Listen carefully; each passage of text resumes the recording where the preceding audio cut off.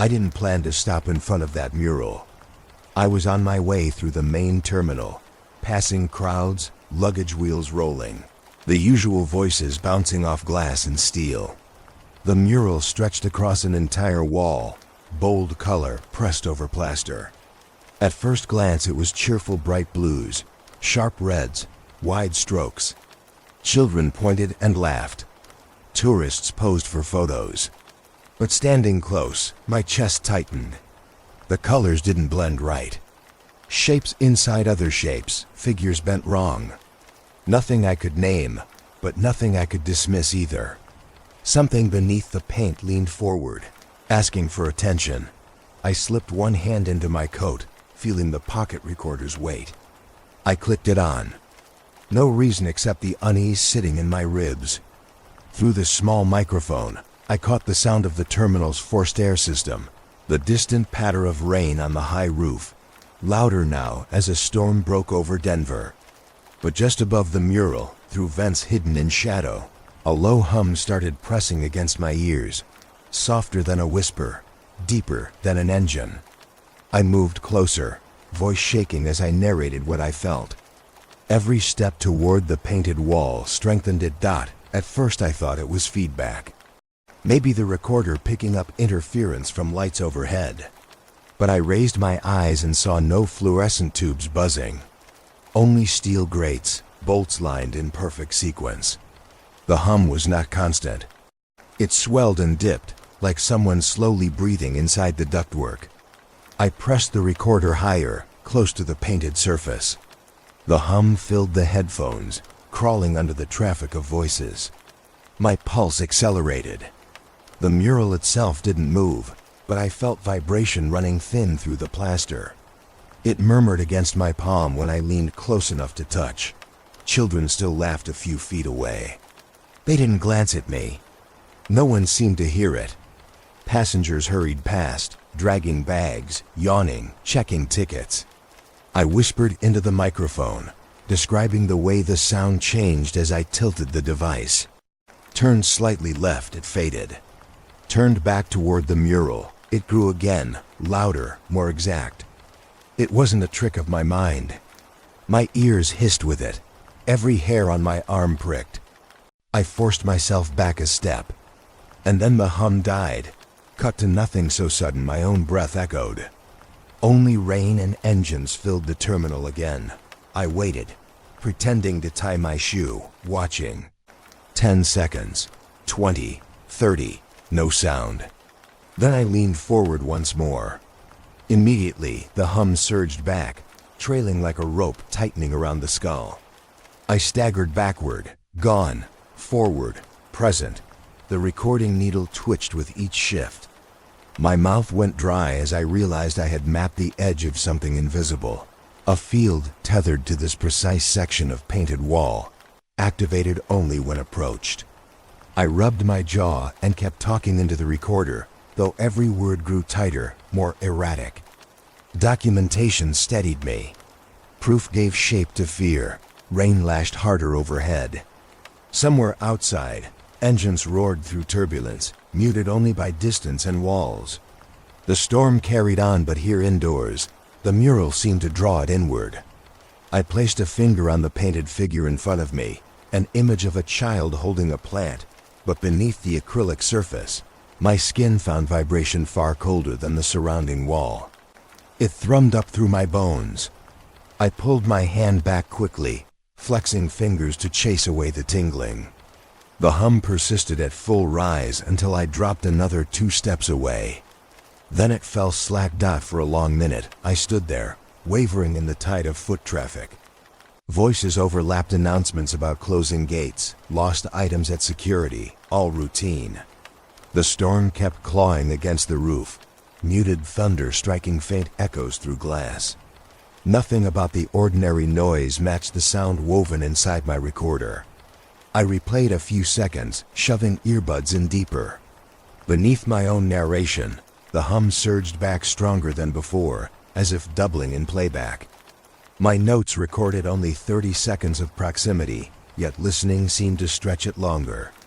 I ripped the buds out, clutching the device in my hand.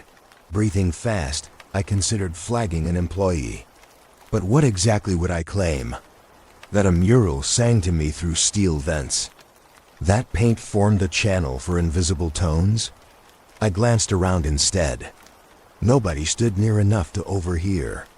My voice had already given it a trace, a line of words pinned to tape like butterflies. That thought gnawed my chest. If the sound was real only when approached, then replay should have lost it, not deepened it. I could not explain why it echoed stronger in memory than it had in the air. My stomach rolled. I slipped the recorder back in my pocket and traced the mural with my eyes only. Its colors stared back, sharp and deliberate. Smiling figures bent into positions that looked both welcoming and threatening if stared at too long. Background swirls carried shapes I hadn't noticed earlier, jagged lines like fractal antennas hiding in clouds. Details I might have missed if not pressed by the hum. I coughed and steadied myself, reminding the tape silently that I was still present, still rational. But some part of me knew I no longer trusted what the wall carried beneath its paint. After another 5 minutes of drifting observation, I circled away with the crowd, pretending to lose interest. By the time I reached the end of the hall, nothing unusual stirred except the echo of rolling bags and distant storms. Yet inside my coat pocket, the recorder still buzzed faintly. I pressed fingertip to casing and felt it shake under my skin, despite the stop button pressed flat. That was when a darker thought rooted itself. Maybe the hum wasn't just in the ductwork. Maybe the mural wasn't masking it at all. Maybe the mural was the tuning mechanism. I whispered the idea to myself only once, afraid of hearing it spoken aloud. I sealed the recorder in my bag, tightened the zipper, and forced my shoulders to square. Gate calls echoed through loudspeakers, normal life carrying on without break. I moved with it, swallowed back the fear, and promised I would check the tape later, in quiet safety. But the unease lingered. The sound had chosen to appear only when I engaged the wall, only when I leaned in close, as though it waited for acknowledgement. And now, having given it mine, I was no longer sure what would follow. The baggage claim is always chaos. Travelers pressed shoulder to shoulder, eyes fixed on the black carousel doors, waiting to spit out their luggage. Wheels thump, the belts groan, and every few seconds a bag slams onto the rolling surface hard enough to echo through the hall. It feels mechanical, simple. But as I stand closer, I notice the timing isn't smooth. The belts skip like a heartbeat under stress, surging for a moment, slowing unexpectedly, then jolting to life again with a metallic rattle. Maybe no one else cares. They're tired, they just want their bags. But I hear it. I take out the receiver from my backpack. Small, no bigger than an old cassette deck with 2 dials, a telescoping antenna, and an earphone cord already frayed at the end. I click it on, and the background hiss starts ordinary at first. Compressed audio waves of a crowded hall. But as I lower the antenna toward the conveyor frame, the static blooms. Not louder in volume, but in depth. A warped fullness creeps in, fuzz swirling in the low end of the spectrum like something alive pressing to speak. I check my levels. The movement on the meter jerks, not random, not like static. More like someone thumping at exact intervals against the casing, that my headphones tighten against my skull. Bags slam down again from the conveyor chute above, but their sound now blends with a warping undertone pulsing beneath. It stretches across the lowest bands I can hear, like metal sighing underwater. I narrate quietly to the tape, describing the pulses. Each one falls in threes, then breaks and folds into a streak of distorted vibration before settling back into rhythm. People pass behind me, their shoes squeaking, their voices bouncing with exhaustion, but I know they cannot hear this layer. It belongs only to the wires and machines or the frequencies forced through them. I step back, pretending to jot notes on a pad so no one notices the receiver. Behind me, the system shudders and groans, louder than any carousel should. The belts rattle and stall, bags backing up for a moment before sputtering forward again. When I focus into the earphones, the pulses sputter in tandem with belt motion. Not only sound, but a linked pattern tied to the mechanical operation. By now my heart is racing. I glance around, half expecting someone in a uniform to confront me, but no one notices. Then a voice cuts through without prompting. A woman in a navy smock, badge pinned awkwardly at her chest. She has a mop in one hand but isn't using it. She watches the belts with me. Without greeting, without even turning her eyes away from the system, she mutters, "Some sections are sealed. Always have been. After testing." Her tone is flat, each word chosen with care like a line memorized from training. I nod casually as if I understand, scribbling more lines on my pad that mean nothing. I ask, pretending at humor, if that's why the system keeps breaking down. Her lips twitch but never smile. "It isn't meant to break down," she answers quietly. "Just meant to stop when it needs to stop." Then she presses the mop onto the floor and turns away as if the remark never left her. I tap the recorder casing twice, testing. Each tap should create a sharp spike in my ears. Instead, it muffles instantly, swallowed, as if the recorder refuses to admit external noise while pressed against the belt. My own action muted by something already active within. I note every detail aloud. My words sound flimsy stacked against the weight crawling under. I force steadiness into my voice, announcing time and place, so later, if all fails, someone might still listen back and know I caught it here. The carousel clangs again. A metal clip from some bag has jammed, dragging harshly until torn free. The sound resonates exactly with the pulse streaming inside the static. For 3 seconds, the belts and the signal align. The harmony locks like tuning forks clashing, and a wave of nausea sweeps my gut. I stagger back a step. Passengers glance at me briefly, bored, then move on. To them, I am only another tired traveler. None see that the machines are playing in harmony with something not of passenger design. The employee re-emerges on the far side of the hall, wheeling her mop bucket, staring straight ahead. She moves carefully, like someone avoiding gaze. I wonder how much she knows, how much she's been told to repeat. Her flatness felt rehearsed, but her eyes betrayed fear. I can't shake the sense she wanted me to hear. I pick up the receiver, pretending to shut it off, then keep it in my hand while I drift deeper into the crowd. The pulse doesn't disappear. Even away from the belts, the headphones quiver faintly. Echoes cling, following as if the receiver has memorized the hum. I crank the dial for clarity, but it only distorts, deep warbling filling every space between words. I whisper more notes, throat dry, asking if the baggage system is more than transport. My pen scratches harder than I intend. The storm outside groans against the roof again, rain battering the glass panels near the upper levels. Thunder carries in, low but real. Yet under my headphones, the thunder blends right into the signal, indistinguishable, like both fall from the same hidden source. I bite my tongue to stop shaking breath. I remind myself, luggage, conveyor, machinery, testing. But no list of rational words untangles this pulse. Every second it grows clearer, the routing system hums with more purpose than moving bags. The sealed sections she mentioned won't leave my mind. What do they need to keep closed? Why not dismantle broken belts unless they're not broken at all? The notion creeps heavy into my lungs. This system is not serving passengers. It is listening. People clap when the last carousel spins empty, final bags taken. They disperse quickly toward exits. The belt slows, halts.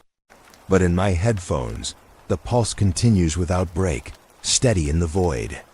The terminal empties, but the recording device will not let go of the sound. For the first time, I feel certain it is not ambient, not a byproduct of failing machines. It breathes. It persists. And as I stand alone near the quiet belts, the static lingers like a signal waiting for acknowledgement. I Have already given. The envelope arrived in the mail 3 weeks late. Stamped 3 times with forwarding marks.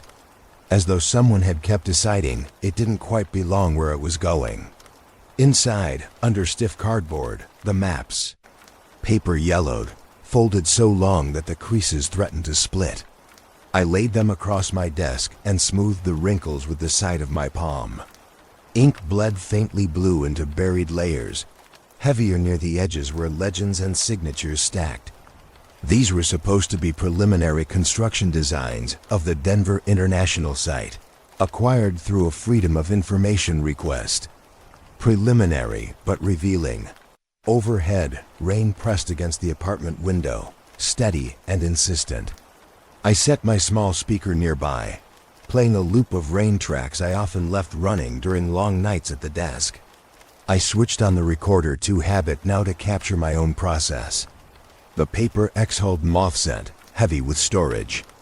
As I stared, lines of tunnels spread beneath terminals like veins, some heading far beyond the boundary markers. Not neat spurs, not commuter tubes.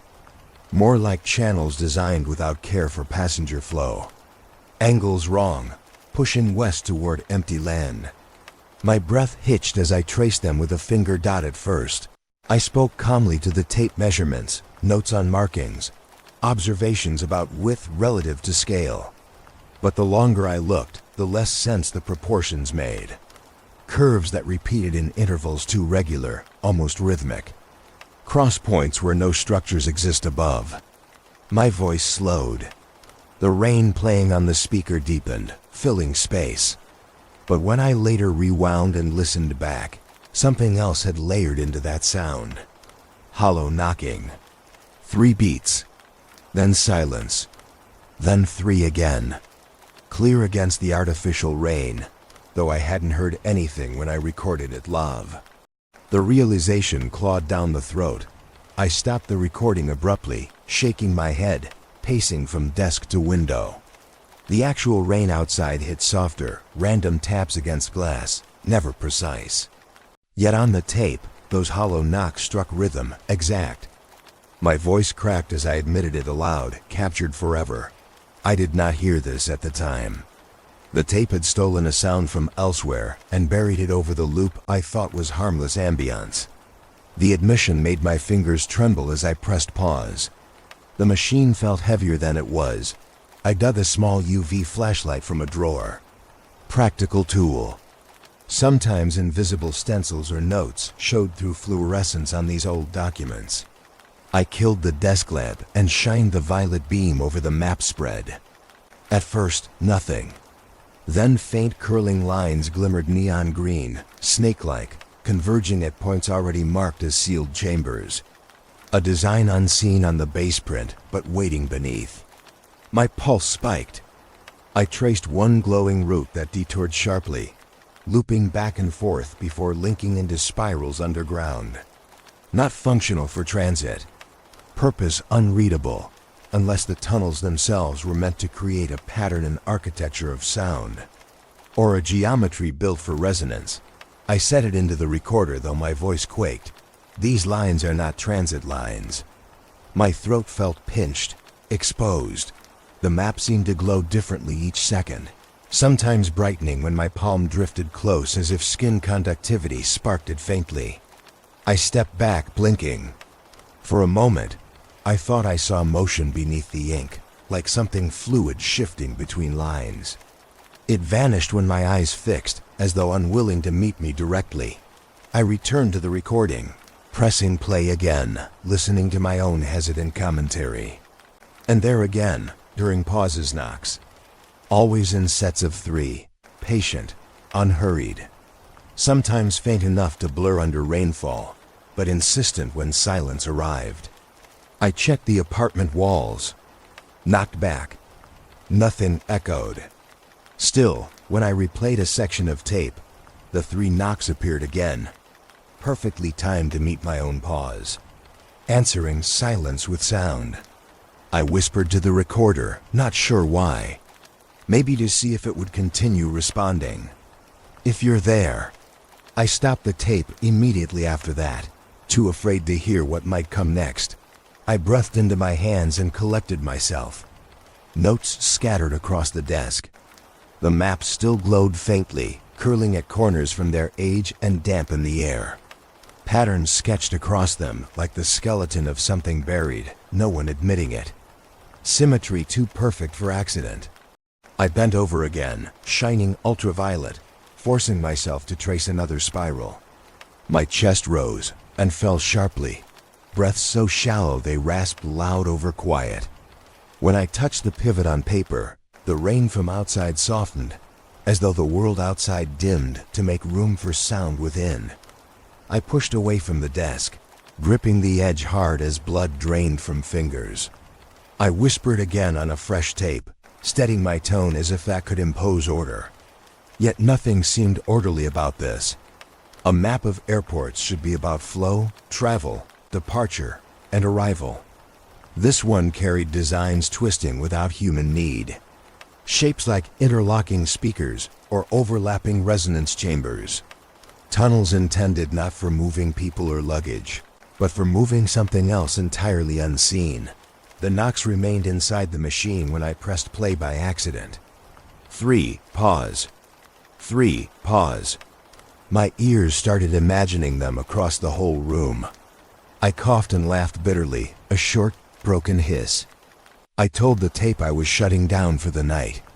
Then I folded the maps carefully, slid them back into the envelope, and hid them underneath a stack of bland tax documents. But when I turned out the lamp, the memory of the fluorescent glow burned in my eyes long after. Shapes that weren't for travel. Shapes drawn to tune more than space dot, and beneath it all, the risk heavier than before, that those shapes are still in use. The storm rolled heavy across the airport grounds. Thick sheets of water hammering the roof of the rental car parked crooked in the far lot. Wipers could never keep up, so I left them dead at mid-swipe, glass streaked and trembling with rivulets. I set the spectrometer on the dashboard, its screen glowing pale green against the dark. Every second it jittered, numbers snapping sharp across the lower margins, barely holding steady. Intervals spiked exactly 20 hertz apart, marching up, plateauing, then resetting to 0 as if snapping back like a rubber band released. I leaned closer and whispered notes into the built-in mic. Intervals 20 hertz apart. Ramps at uniform speed. Feels like a beat, but not natural. My throat worked dry around the words. For a moment I pressed my hand against my chest, checking the rhythm against my own pulse. They overlapped disturbingly well, cycles near 80 beats per minute, like a body's resting heart relocated into atmosphere. I looked at the rain-smeared window. Every streak running down the glass seemed pulled by that rhythm, bent toward it, as though gravity knelt to something else outside. I dialed my phone and pressed it between one ear cup and the side of my head. A low click, then my old contact's voice, strained familiar.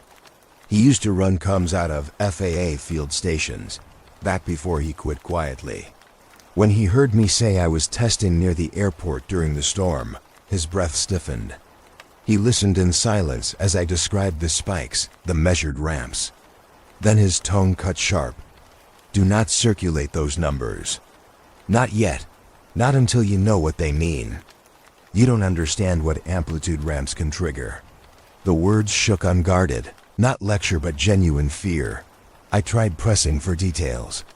He hesitated, then muttered, "They're not accidental. Never treat them as byproducts. They build towards something. Publishing them makes you part of it." His voice trembled. Each word struck harder than the rain against the windshield. Then the line broke clicks, muffled distortion, and silence. I sat with receiver useless in my lap, the storm filling the gaps. Through headphones, the measured pulse throbbed clearer, syncopating with the rain until the storm seemed to beat time along with it. I pulled the cassette from its slot and wound back, thumb pressing awkward on rewind.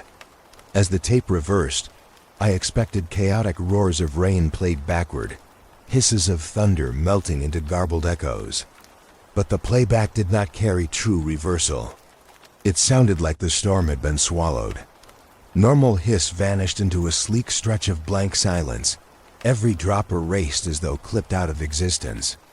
Only my own faint voice notes remained, hanging strange emptiness. Silence that wasn't raw absence, but polished too clean, edged with something synthetic. My thumb froze on the key. Muscles in my wrist locked like clamps as the recognition sank in. The interference hadn't just masked weather. It had sculpted the tape itself to cut the storm away. Erased natural sound, leaving segments of nothing too smooth to occur by accident. I lifted my head and stared out through the angled glass once more. The rain hammered louder against the car roof than ever, real and present. But on tape, all evidence was clean lines of emptiness, a gap that could never convince someone a storm even happened. People say silence is natural, but never this silence. My hands shook as I rewound again, looking for any trace, the faint hiss of analog mechanics, the breathing of error across tape. Each cycle delivered the same cleaned corridor of sound. I whispered my reaction to the recorder, and my voice cracked beneath it. The interference controls what remains. Immediately, doubt groaned heavy in my chest. Not just background. A force taking decision away from the machine, stripping the world out and leaving chosen fragments. My body trembled while the cassette turned helplessly between the reels. I pressed palms against my thighs to steady myself. The spectrometer still pulsed faint green, signals ramping in measured waves, patient, certain. I imagined miles of concrete beneath my car feet away, and the hum traveling up through it like blood chasing veins. No natural storm carries precision like this. Lightning is chaos, rain is scatter, thunder roars wild. But this was shaped, segmented like it wanted to be read. My friend's voice replayed in memory, thick with fear, "Don't publish yet." His warning burrowed deep. He didn't plead with me to stay safe. He pled with me not to feed it. Thunder cracked again, and for the first time the cassette didn't acknowledge it. Silence, naked and perfect, cut in instead. Something about that felt worse than if a voice had appeared. I sat hunched, breath shallow, hand still resting on the pause key. Muscles frozen. If even the storm could be edited away while I sat inside it, then the question burned against me. How much of what I hear belongs to me? And how much belongs to the signal deciding what stays? The phone rang just past midnight, the insistent metal tone cutting through my half-sleep like a drill through glass. I thought at first it was a wrong number. Unknown ID, no message. But something in the timing, so close to the storm outside, made me answer. The voice on the other end was male, strained but steady, using a cadence like sandpaper over stone. He didn't give a name. He didn't even breathe between sentences. He simply asked where I had been recording. When I hesitated, he listed exact times. 10:47, 11:32. He knew my sessions like he'd been standing behind me. I asked who was speaking. He ignored the question. Instead, he recited sweep schedules. Precise sweep schedules down to the minute. Security clearances that hadn't been public for decades. Yet he knew which gates closed at which intervals, which surveillance feeds blinked out before restart. His tone didn't flex. No humor. No attempt at reassurance. Just facts laid one atop the other.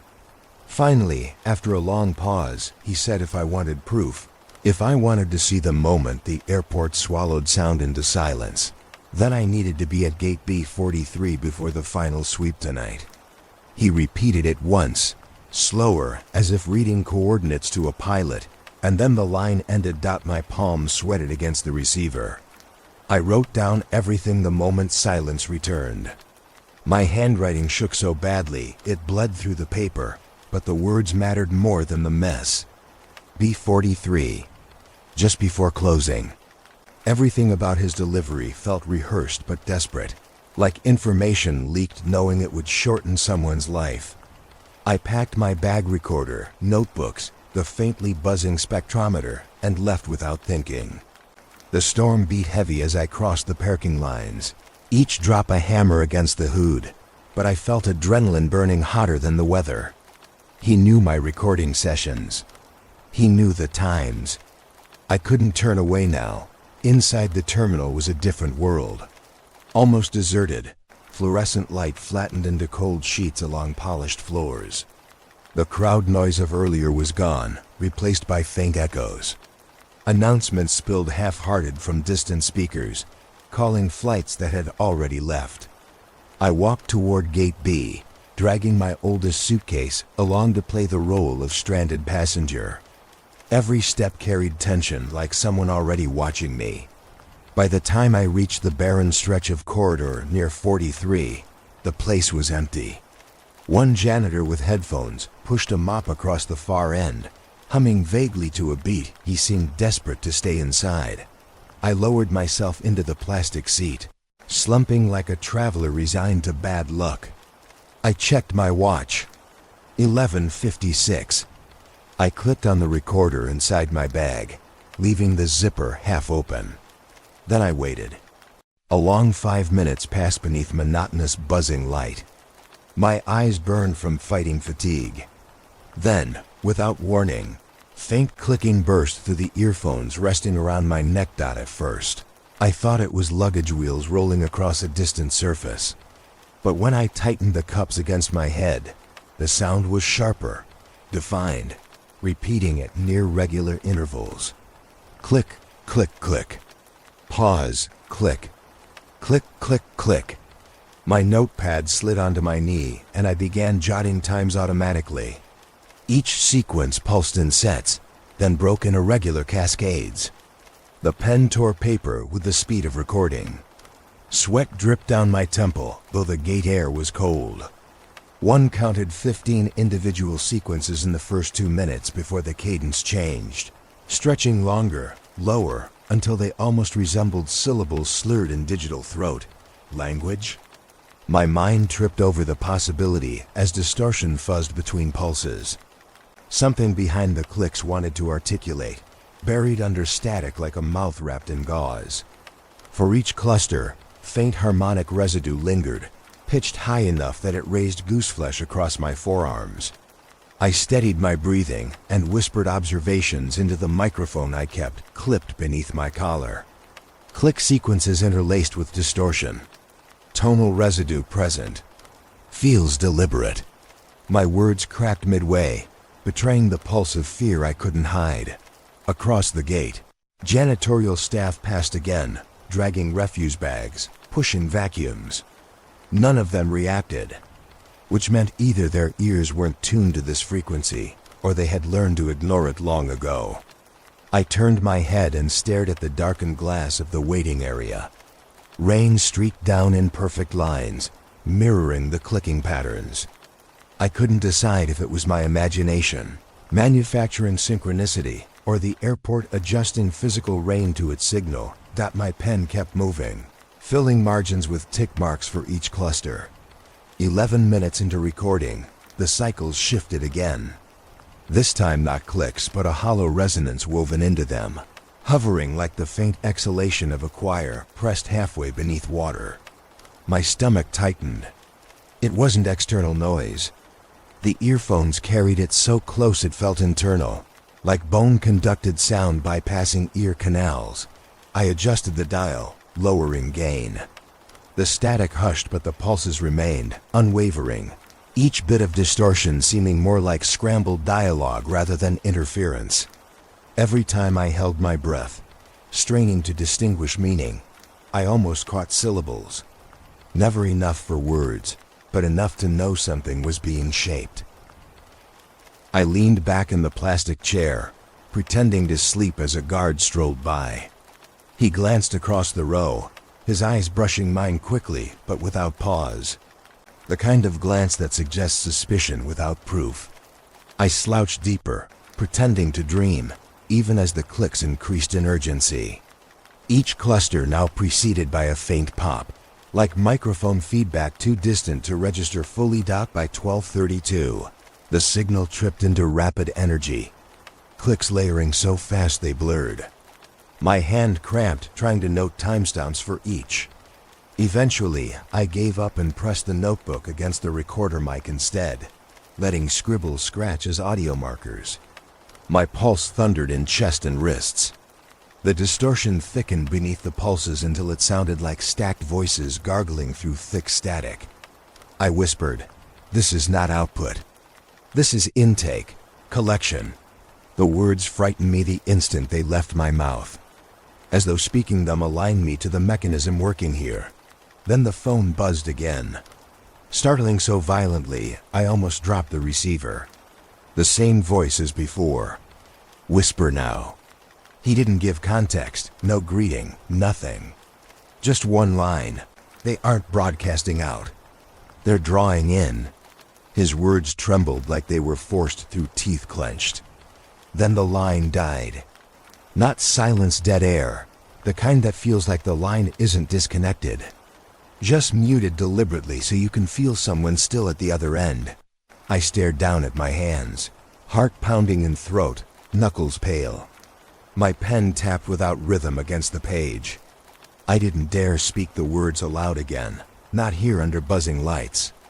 But I left the recorder running, its reels catching every distorted cluster still unfolding, every ghost syllable sighing through static. I knew, with a clarity deeper than panic, that I had stepped inside the boundary tonight. They weren't keeping sound within. They were pulling everything downward, feeding it into grounding tunnels beneath.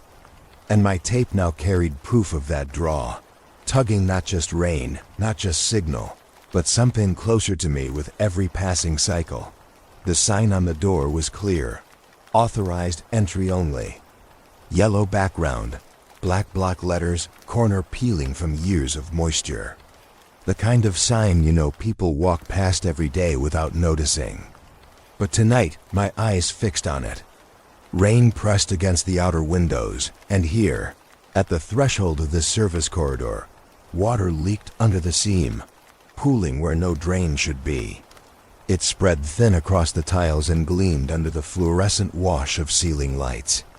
I pressed a hand on the cold handle, paused long enough to steady my breath, then pushed. The hinges creaked softly, swallowed almost instantly by the storm's muffled breath pouring through cracks. Inside, silence. A hard kind. Not the silence of a working building at rest, but sealed, expectant. I stepped in and pulled the recorder from my bag. The moment I clicked it on, the line spiked. The built-in meter shot red, screaming without warning into near-deafening hiss. I tore one headphone from my ear, half expecting an alarm to blare around me, but the hall itself remained hushed. Only my device roared. I whispered into the mic to mark the moment. Immediate peak. No source present. My voice rattled, even softer than intended.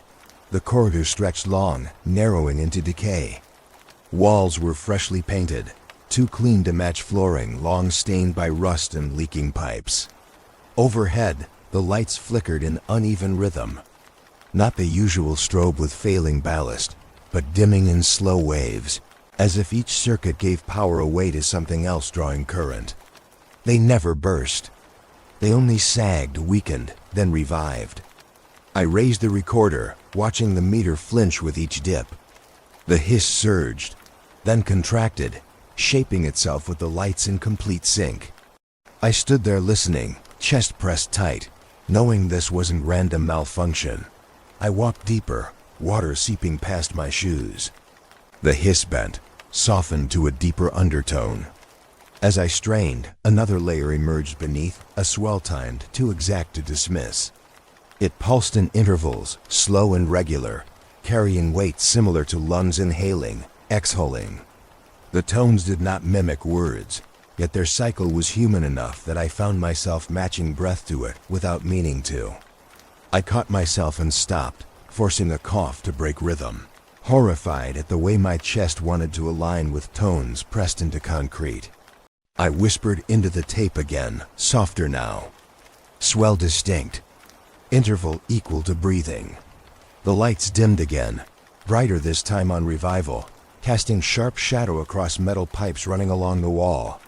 For a second, I thought movement crossed behind me. A faint ripple in peripheral vision. My hand gripped the recorder tight like it might protect me. Then the sound. Footsteps. Sharp, hollow on concrete, trailing evenly behind me.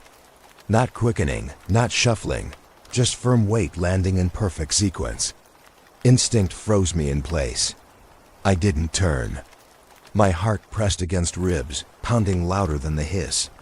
Slowly, very slowly, I lifted the device closer to my ear. Through the headphones, the footsteps matched the tones exactly, the swell. The exhalation, then the echo of a step behind me. I braced myself. Head turning sharply, nothing, corridor empty. Water pooling black beneath buzzed light. No figure, the air pressed still around me. But the recorder insisted otherwise, delivering each footfall with mechanical certainty, synced to the breathing tones as though one body walked with invisible cadence by my side. My thoughts scattered and reassembled on panic. I whispered for the tape my own voice then. No visual, only trace audible. The statement gave me no comfort. I forced a step forward. Another footfall followed behind in perfect unison. Another. The distance between me and the unseen refused to grow. My body trembled with each pace. The hiss thickened until each breath I took seemed printed already in its rhythm. I moved faster. The sound behind followed perfectly, no lag, no falter. I reached the door at the far end, shoulders striking it in clumsy force. Metal groaned. I hadn't even checked if locks held. By some grace they gave under pressure, and I stumbled into brighter service lights. Safe? No, but distance loosened the grip of sound. The hiss faded to background static again. The swell evaporated. Footsteps vanished. My knees wobbled. I pressed the recorder pause button with shaking thumb and leaned hard into the wall. My skin prickled with cold sweat. The silence that met me was the silence of a building after hours, ordinary again. Yet my blood rang with memory that nothing ordinary lived in that corridor. I forced myself to breathe. Shallow, then steadier, though my mind still filled with the echo of paired steps. I replayed 20 seconds of tape there in the service wing, irrational, craving confirmation. The playback struck like ice. My footsteps alone should have sounded. Instead, each one doubled in perfect resonance. Mine then another overlaid, flawless symmetry across time. Paired breath floated within the tone bed. Listening felt like ingesting my own shadow. My grip failed. I nearly dropped the cassette deck. I pressed stop, shoved device back into the bag, and cursed myself aloud. I had promised earlier not to give fear full ground. Yet here I was, pressed trembling against the wall, afraid to stand upright. My throat burned raw from whispering. I stared at the closed door I'd escaped through. Behind it, the corridor held its rhythm, whether I listened or not. I shut my eyes tight and rehearsed a simple lie, that I had heard old pipes echo, under heavy rain, condensation, faulty circuitry. But my heart didn't accept that story. The tape would not accept it either. When my strength returned, I wiped pooling water from my shoes and started walking toward the public concourse again. My head lowered, posture a disguise of weariness. Travelers passed without noticing me. I clutched the bag at my side, weight heavier now with the proof it carried. I told myself I'd return, though every cell screamed not to. One day, with steadier pulse, with clearer plan, I'd step past that sign again. For now, the tape would have to stand. But even as I rejoined the noise of public space, I couldn't shake the sense that footsteps still followed, buried somewhere inside the playback. Waiting for me to press rewind, the motel room smelled of damp carpet and stale detergent. Rain battered the parking lot outside, pouring steady in the dark. Drops smacked the air conditioner unit under the window, turning metal into percussion. I set up the small desk with recorder, headphones, and notebook. pressing the lamp switch until yellow light hummed low over the gear. I had dragged in every piece of evidence from the airport, and now it sat here, waiting, like living weight. I told myself I would line it up systematically, cold process. Slow comparison, but already the storm outside clawed at the walls, reminding me this wasn't just data. I started with 2 tracks, the outdoor rain I had captured earlier and the static trace from the baggage belts. I sensed them by hand, lining major pulses against the heavier patter of drops. At first, the blend seemed random. Skies move without order. Interference runs its own course. Yet within minutes, the earphones convinced me otherwise. The drops and pulses began forming ratios, mathematical neatness. A drop, then 2 pulses. 3 drops, then a cluster merging inside distortion. It was too exact, too measured. Not interference hiding behind weather. The weather itself was carrying the signal whole. My stomach clenched as it settled in. Rain wasn't veil, it was vessel. I leaned closer over the cassette deck and adjusted dials. Levels climbed, blending hisses into rolling tone beds. I whispered into the mic, "The storm is antenna." Saying it aloud chilled me worse than discovery. By then, my palms were sweating. I wanted to shut it all off, but my hand refused the switch. Instead, my focus tunneled. Each ratio splayed across the headphone cups became language too vast to translate yet, unmistakably alive. I grabbed the half-broken coil of copper wire I had scavenged from home repair, taping ends into a crudely looped filter rig. Improvised, ugly, but conductive enough. I patched it in, rerouting audio through the loop before sending it to headphones. At once, undertones formed deeper structure. Faint resonance cut through, voices carried in watery reverb. Choral, collective, as if 50 mouths hummed the same note through long pipes. At first, soft, buried in illusion maybe. And then, within seconds, growing distinct. The resonance swelled until my chest buzzed with it. I straightened in the chair, body braced, hand gripping edge of desk. The tones weren't random. They climbed like intention, building slow. I checked notebook margins in reflex, marking time. Every half minute, new layers folding over the last, harmonics expanding. 3 minutes of this uprising, voices mounting until room itself vibrated. The lamp trembled. The metal frame of the bed rattled a thin high note. My throat felt tight, temperature climbing fast. Skin flushed as if fever had ignited. I pulled the mercury thermometer I kept for calibration, slid it under tongue, continuing to record. 99, climbing to 100.3 in under 60 seconds. I circled the numbers in my notes. Heavy ink pressed so hard it bit paper. Not subjective, not imagined proof that external sound was making physical change in my body. My skin tingled, sweat running cold down my back. The voices reached a choral peak, layers perfect, pressing inside as though my ribs had become their chamber. I gasped late, head bent forward. And then all at once, they collapsed. The whole swell cut short, decaying in flat seconds into absolute silence. No fade, no tail. Cut like a wire pulled. My ears rang hollow in the vacuum left behind. For half a breath, the silence comforted. But then fear stormed back in. Because silence this neat doesn't belong. Anyone who's rewound tape knows analog hiss. Any room holds air hum, building creaks, faint neighbor coughs. Here, there was nothing. The storm outside still beat against the motel lot, but through the filter, it ceased to exist. The system denied its presence. It was as though sound no longer traveled the medium, not until those voices would choose to return. I whispered into the mic, my own voice trembling as though speaking across thin ice. External signal produced measurable shift in core temperature. 3 minutes duration. Terminated without fade. My throat cracked, words sticking against dryness. I pushed hair back from forehead, realized skin still burned unnaturally warm, though sweat chilled elsewhere.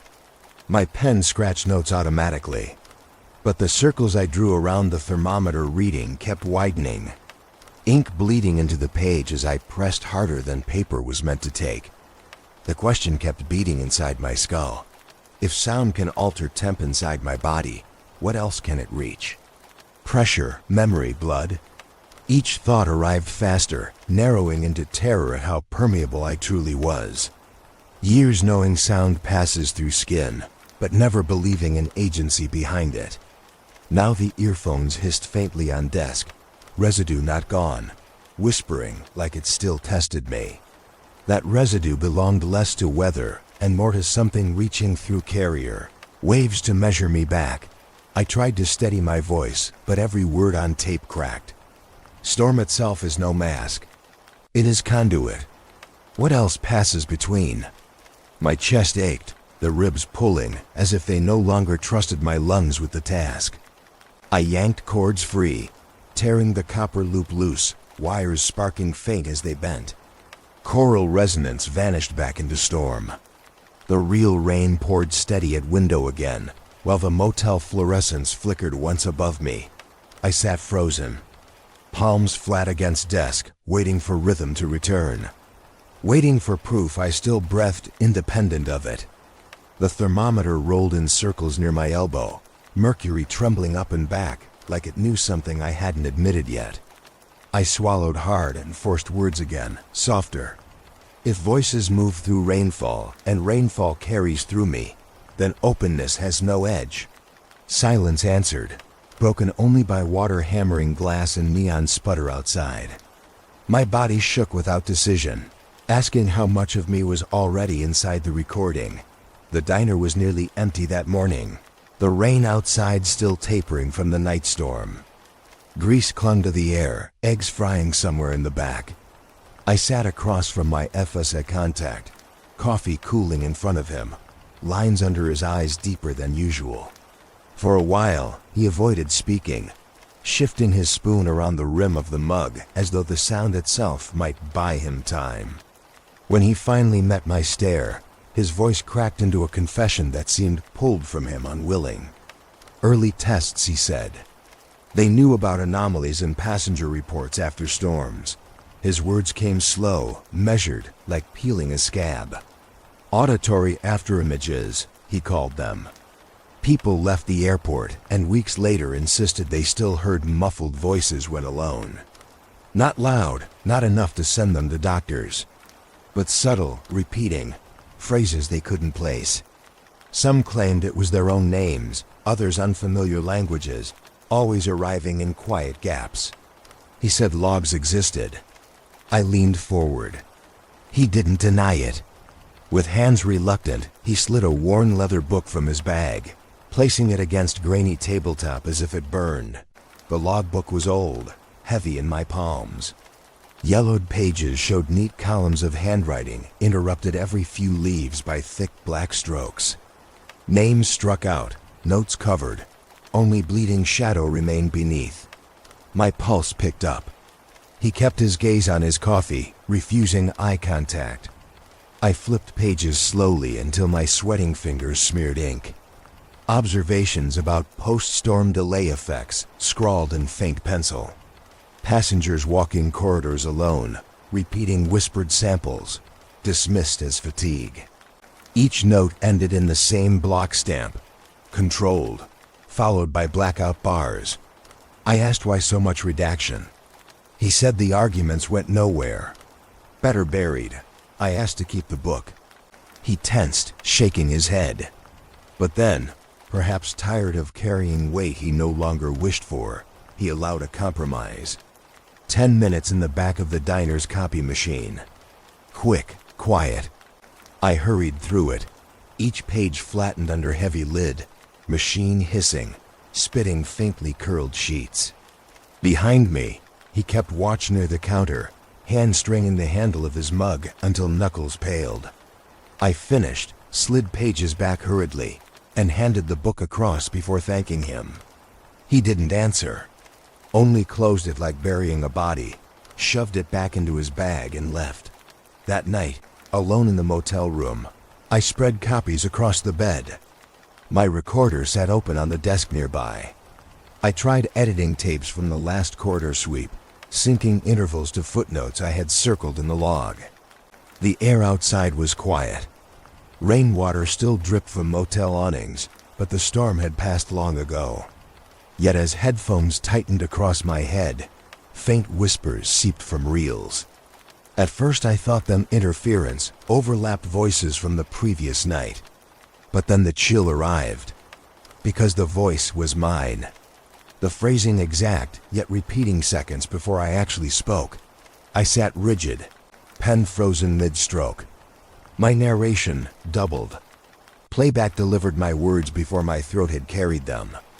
It was not echo, not delay. It was prelude. Line by line, I began hearing myself announce observations just ahead of what memory swore I had recorded. Each one staggered by 2 breaths, always just in front, like ghost tracks cued early. I whispered fast into the mic, trying to test. My voice admitted the test in real time. Then, 2 seconds later, the tape played the same admission, my tone thinner, already drawn. The nausea of being predicted hollowed me.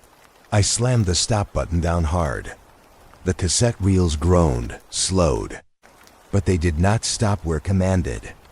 They carried on, dragging magnetic tape smooth through heads as if indifferent. My recorded voice ended, but the machine kept unwinding. What followed made my lungs seize. My breath, inhale, exhale twice. Clear through speakers though, in the room I had gone dead silent, frozen at the desk.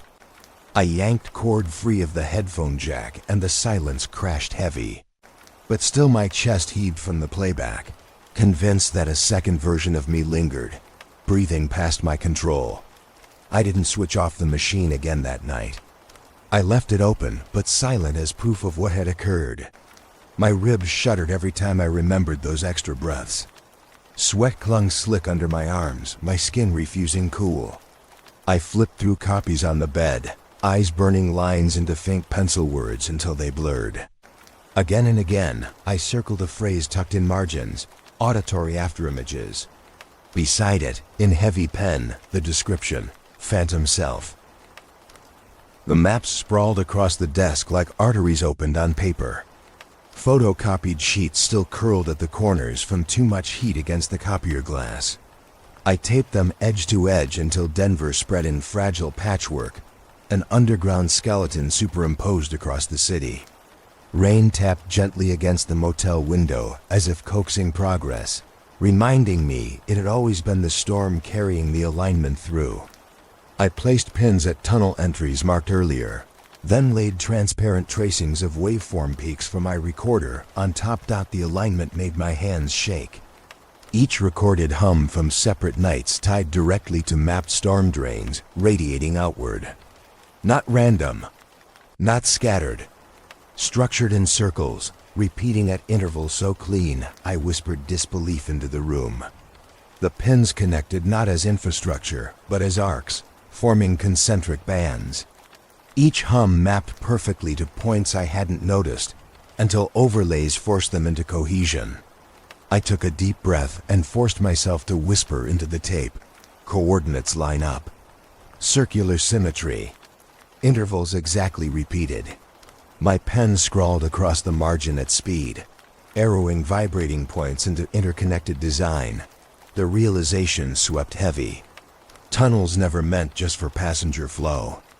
These were sound chambers, resonance tubes waiting below city foundations. I called a friend, a voice I trusted, a professional ear.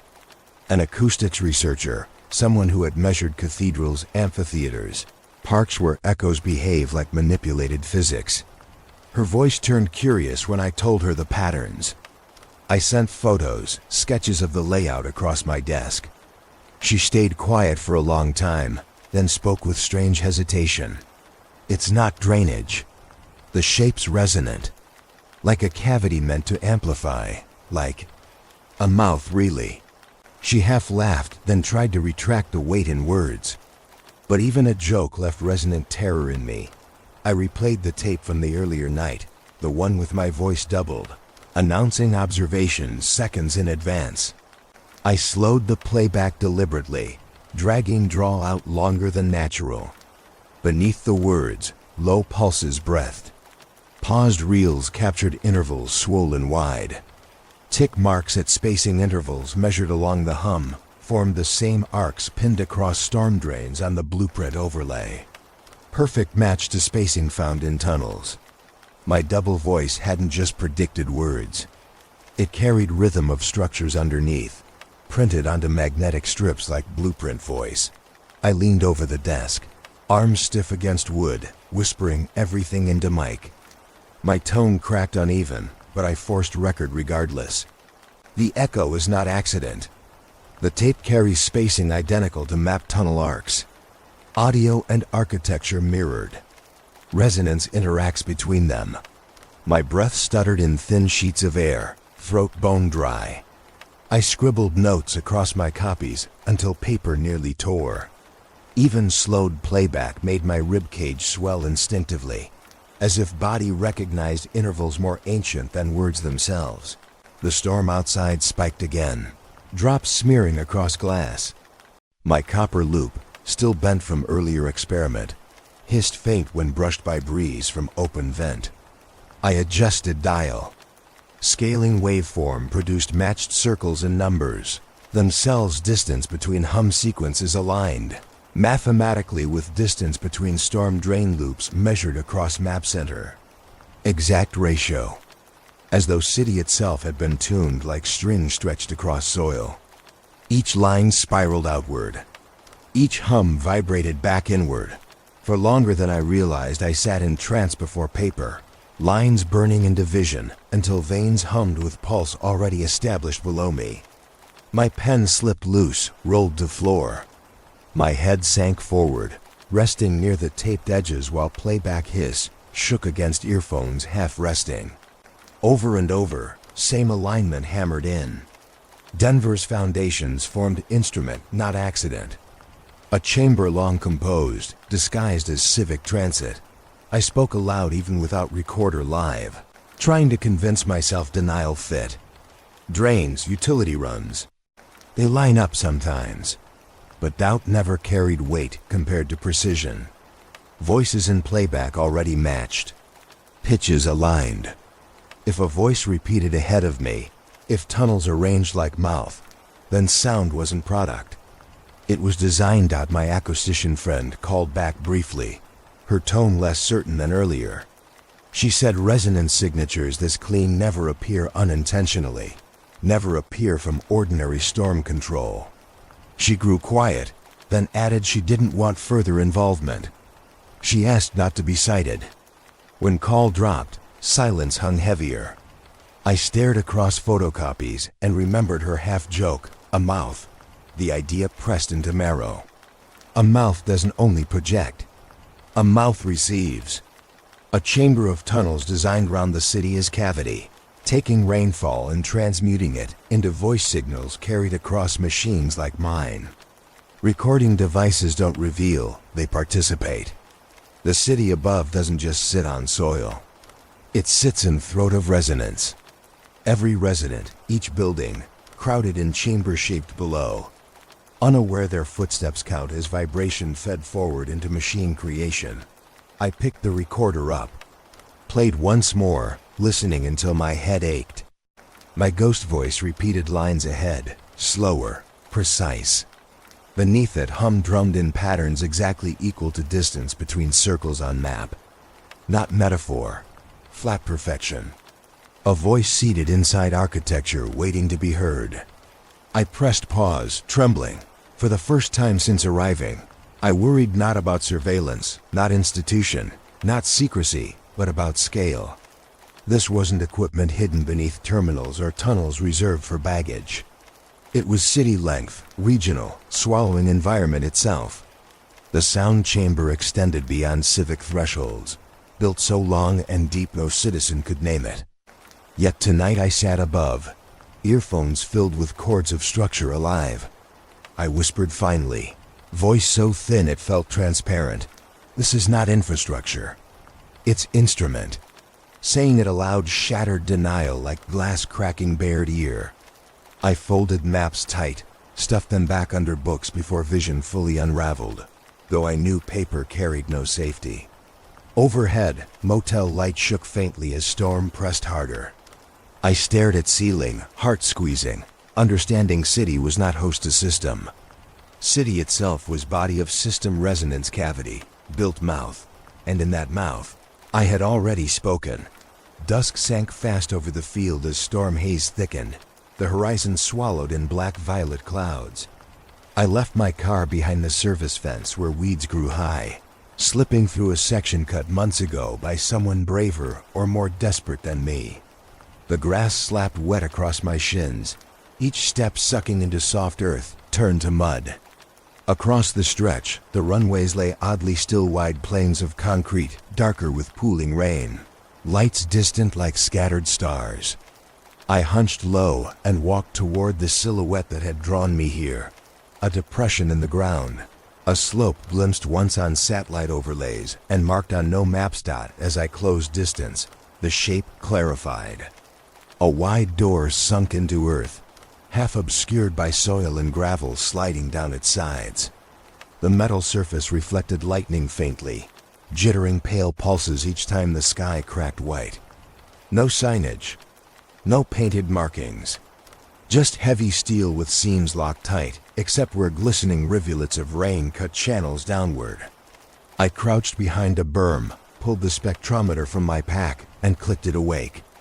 Its screen flared green for seconds before color drained to furious red. Numbers ascended uncontrollable, every wavelength spike stacked together until the limits jammed the display. The device whined, vibrating in my grip. Then the unit snapped off. Auto protection tripped by overload. I swore under my breath and grabbed the manual camera instead, pressing shutter at every half second while the meters sputtered lifeless. Lightning bathed the hangar surface with each exposure, rain twisting across lens glass in streaks. Mud bled into my palms as I tried to steady myself. Again and again the flash bleached dark into detail.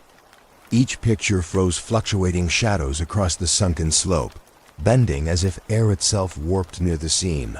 Then the second layer arrived. Thunder cracked overhead, natural, ordinary, and yet threaded within it another sound. At first dull, more vibration than tone.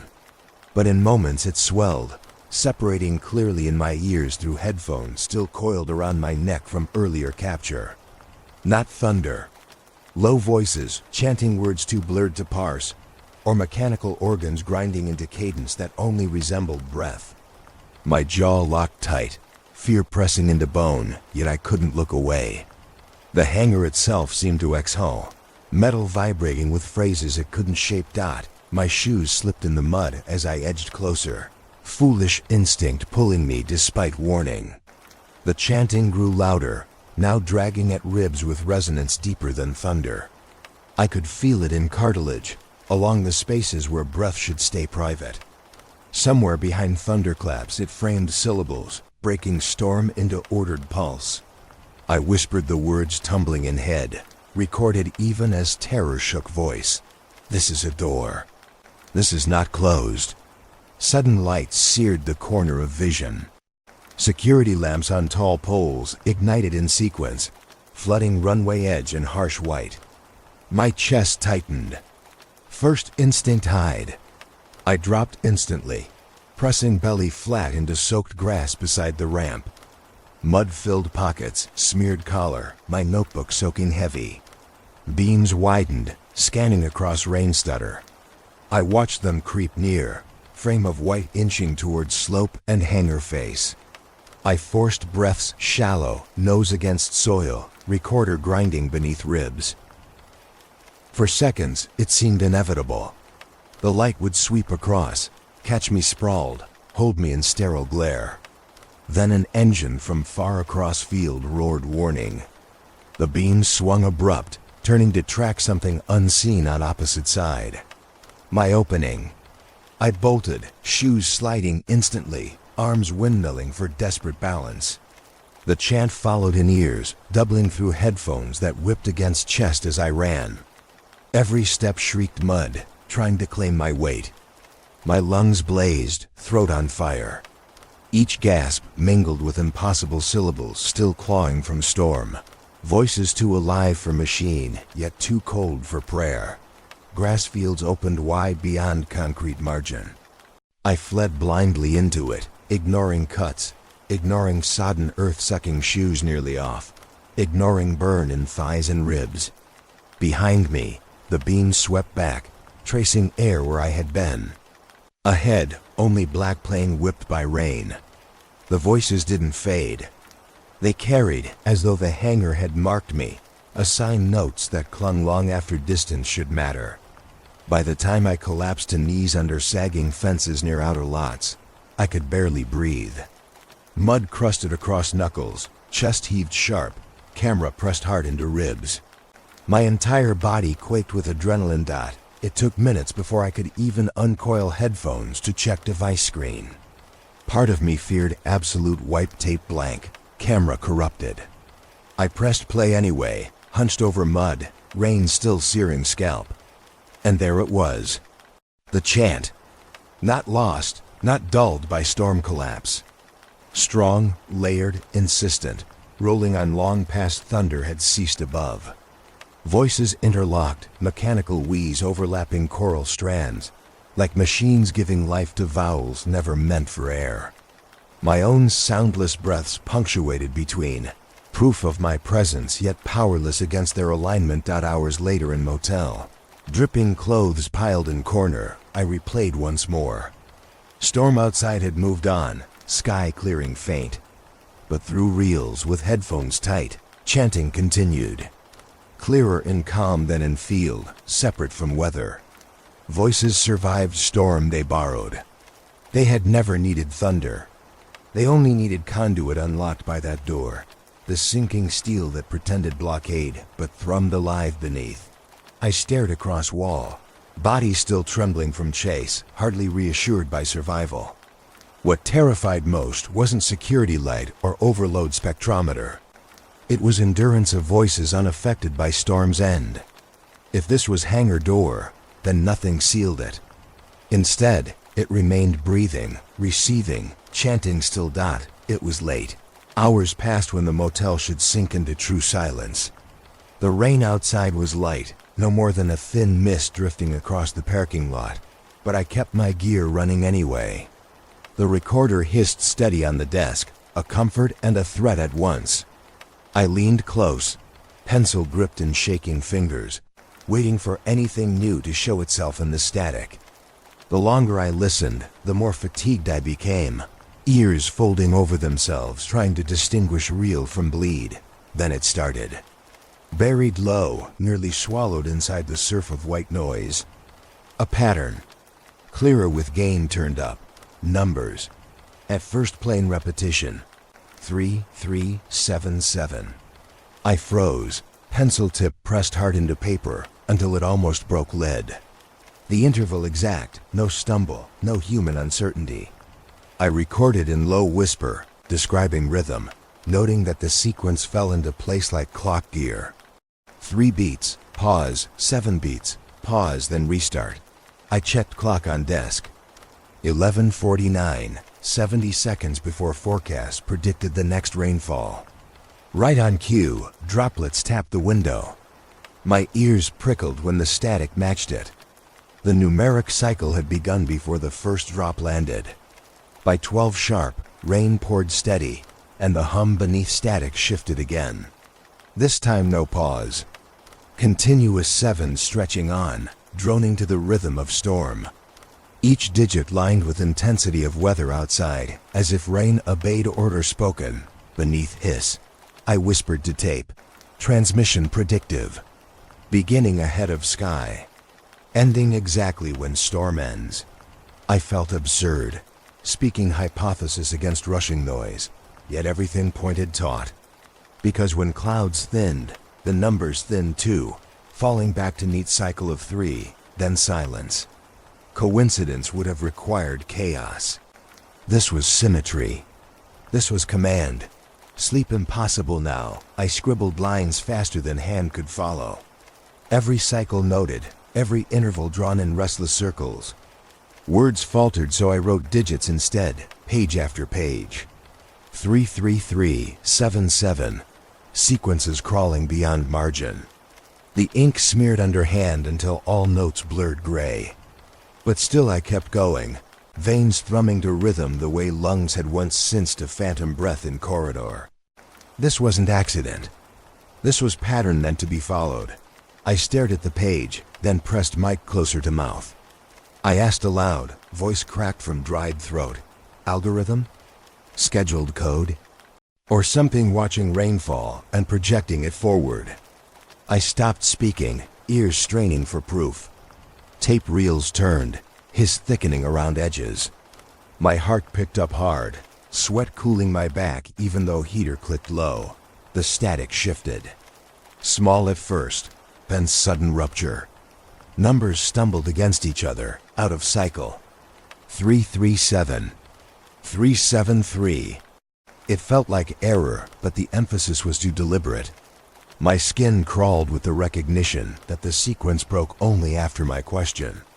Not accident, response. My chest hollowed. My pencil snapped under grip, but still my hand scratched across page. I listed stuttered formations, unable to stop. I whispered again. If you hear me, what do you want? The rain outside stilled for a moment, tapering until only a few drops clinked metal roof of air conditioner. The tape responded with fracture 737, 333, broken timing, as though stumbling but purposeful.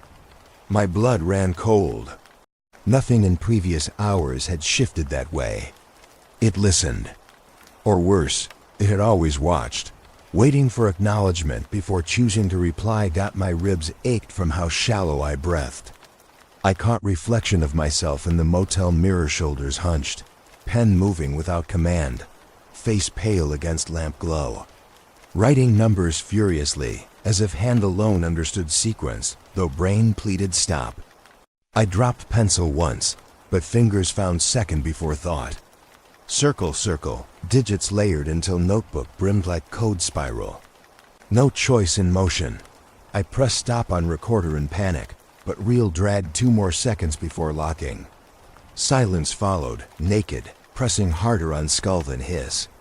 I swore under breath that I wouldn't touch play again. But within 10 breaths my finger already pressed button. Tape hiss returned, emptier now. But beneath it faint arrangement of digits again, not spoken, but implied. Carried in wave folds like echoes of previous cycle, I whispered softly. Barely audible, resisting words but craving answers. You predict storms. Do you predict me? The tape stuttered sharp, breaking noise with jagged pause. Crackle, then faint numeric scatter, 3s drawn long, 7s cut short. I jerked upright. My stomach lurched. Like being named without name, the page before me was ruin, circles upon circles, digits sprawled. I realized I had lost sense of time, hand still drawing unconsciously, as if line carried current from signal into muscle fiber. My fingers cramped, graphite blackened skin between thumb and forefinger. I pressed notebook shut, shoved it aside, stood quick enough for chair to screech against floor. Anything to cut momentum. Still my thighs trembled, nerves scorched raw. I recorded through a throat stripped dry. Transmission anomalous. Not reporting, responding. My voice faltered halfway out, but it existed now, captured by tape. My hands shook so badly the mic rattled. The digits surged suddenly, distortion blooming higher, like surge of static layered with arithmetic. I yanked headphones off and still the sound seeped faint through machine speaker. I sat there stunned. Bare ears ringing to pattern not fully heard but fully felt. Infiltrating thought with insistence on repetition. It wasn't people on other end of band. Not broadcast towers feeding numbers into my night. This was signal alive between waves themselves, intimate as breath placed in marrow. The realization bled me cold and left me staring at reels, ticking onward steady, patient, unceasing. I couldn't stop hand from twitching back to pen. Notebook reopened before thought. Pages filled again. My wrist cramped, but still circle upon circle etched itself. The digits trailed without hesitation. 3, 3, 7, 373.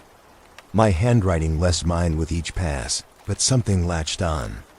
Guiding through cycles like tethered wire. Breath shaky, voice gone. I managed one last line into mic before exhaustion swallowed. I am being watched by what exists between sound waves. Then I lowered head to desk. Pencil still carving. Notebook sprawling. All sense of time dissolved as sequence burned itself endless across page. My hand nothing more than continuation of the signal clawing free through me. The jamming unit was heavier than I expected. A metal brick with edges dulled from years of constant handling. My contact had passed it off nervously, sliding it across the diner booth like contraband. He only said once, "Use it under rainfall, or you'll waste your chance." After that, he clammed up, eyes fixed on the window, like the very sight of the hardware might pull attention down on us. I carried it back to the motel under my jacket, its weight burning into my ribs the entire way. That night, the storm came right on schedule. Fat drops rattled against the thin walls, hissing across the parking lot and drowning every other sound of passing traffic. I cleared the desk, shoved maps and papers aside, and set the jamming unit at the center. 2 rotary dials on its front. A tiny red switch. I patched wires awkwardly into my recorder's output path, then into a frequency meter, then through a small amplifier to the speakers. My system looked insane, copper tape wound around terminals, wires crisscrossing like veins. But this was the only chance to fight back, even clumsily. I powered everything on and hit record. At first came the familiar hiss, the pulse hidden in rainfall. Then I flipped the jammer's switch. The sound curtained out all at once, static sucked under like a tide retreating. In headphones, a quieter field emerged, emptier, thin compared to the gnaw of interference. For the first time in nights, my scalp didn't prickle under invisible weight. I whispered steady into mic, trying to keep voice calm. Counter signal appears to succeed. Interference reduced. My chest swelled with relief I didn't dare trust. For 60 seconds, maybe less, calm reigned. I scribbled notes frantically, circled meter readings, whispered that suppression proved the signal wasn't atmospheric but imposed. That it could be cut. My hand shook with excitement. Rain fell cleanly against glass for once. No chant hid behind thunder. I almost believed I had scored control dot, and then the breaker blew. A surge slammed through wires, lights flickered like gasping lungs, and meters jumped to life, arrows spiking into corners they had never touched. Hiss roared back, not single but triple, splitting across bands in simultaneous crush. Headphones shrieked with distortion too high to interpret. My jamming unit groaned, heat rising from its casing, fan dead, body rattling as if gripped by seizure. I shouted into mic, voice cracking, sweat springing instantly across chest. Signal surge. Unexpected ramp. Units jammed. My narration scattered, words tumbling out half-formed as panic forced syllables faster than thoughts. The lights overhead stuttered into near darkness, weak glow coughing along plaster seams. I stared horrified at the tape reels. They fought rotation, gears whining, then locked altogether. Film spooled half an inch before jerking still. Everything mechanical died at once, leaving only storm-pounding glass. I backed away from desk, crouched against bed, hand over mouth. Nothing moved but rain pressing into motel unit. My lungs scrambled for direction, shallow, refusing steady pattern. I narrated still small, stammering, desperate voice notes despite silence. Each word rasped like scratching matchwood.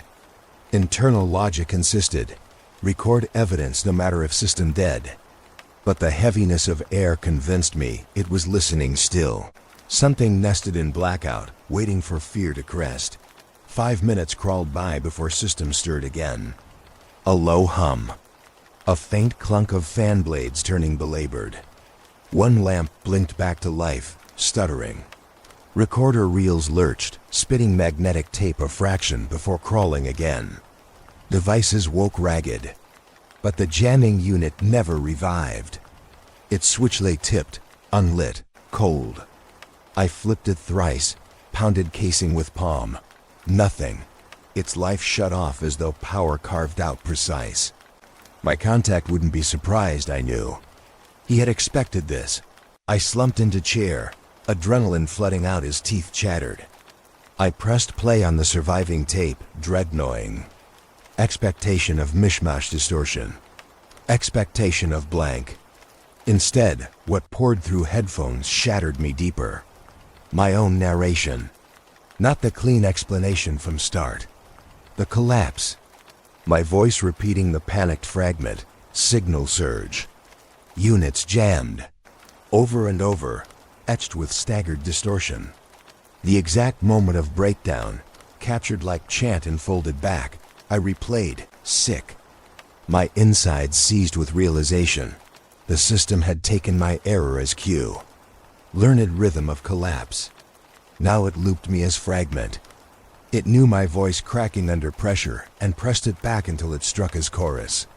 Whispering, chanting version of me gasping inside static. My attempt at harm hadn't muted it. My attempt had been absorbed, rewritten into scope of its noise. I trembled, headset sliding crooked across hair.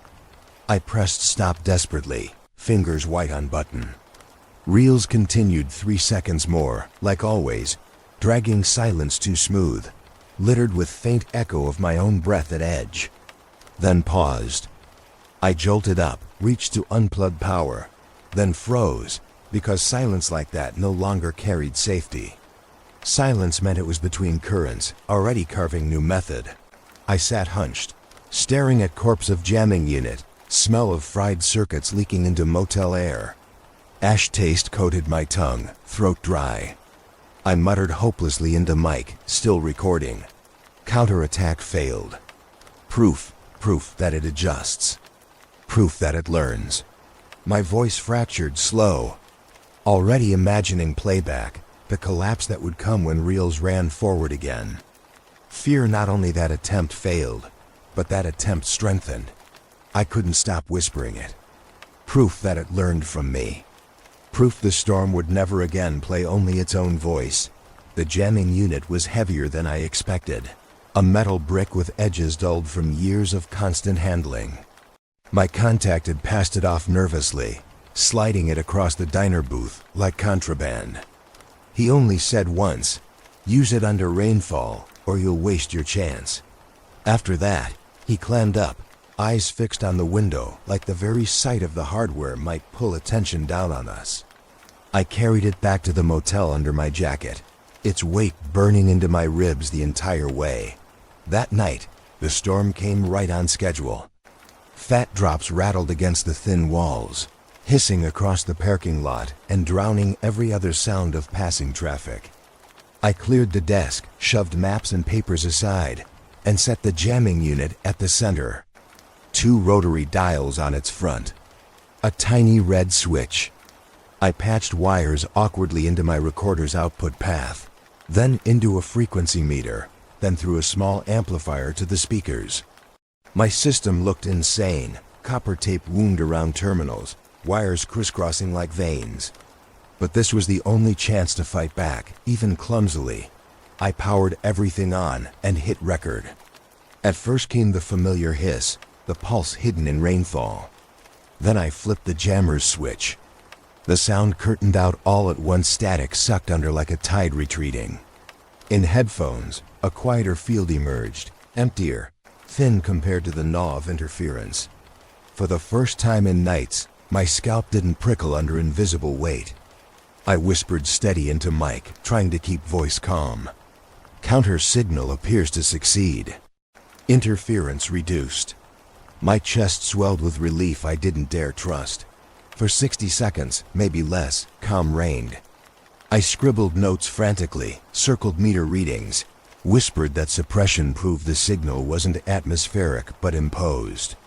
That it could be cut, My hand shook with excitement. Rain fell cleanly against glass for once. No chant hid behind thunder. I almost believed I had scored Control Dot, and then the breaker blew. A surge slammed through wires, lights flickered like gasping lungs, and meters jumped to life, arrows spiking into corners they had never touched. Hiss roared back, not single but triple, splitting across bands in simultaneous crush. Headphones shrieked with distortion too high to interpret.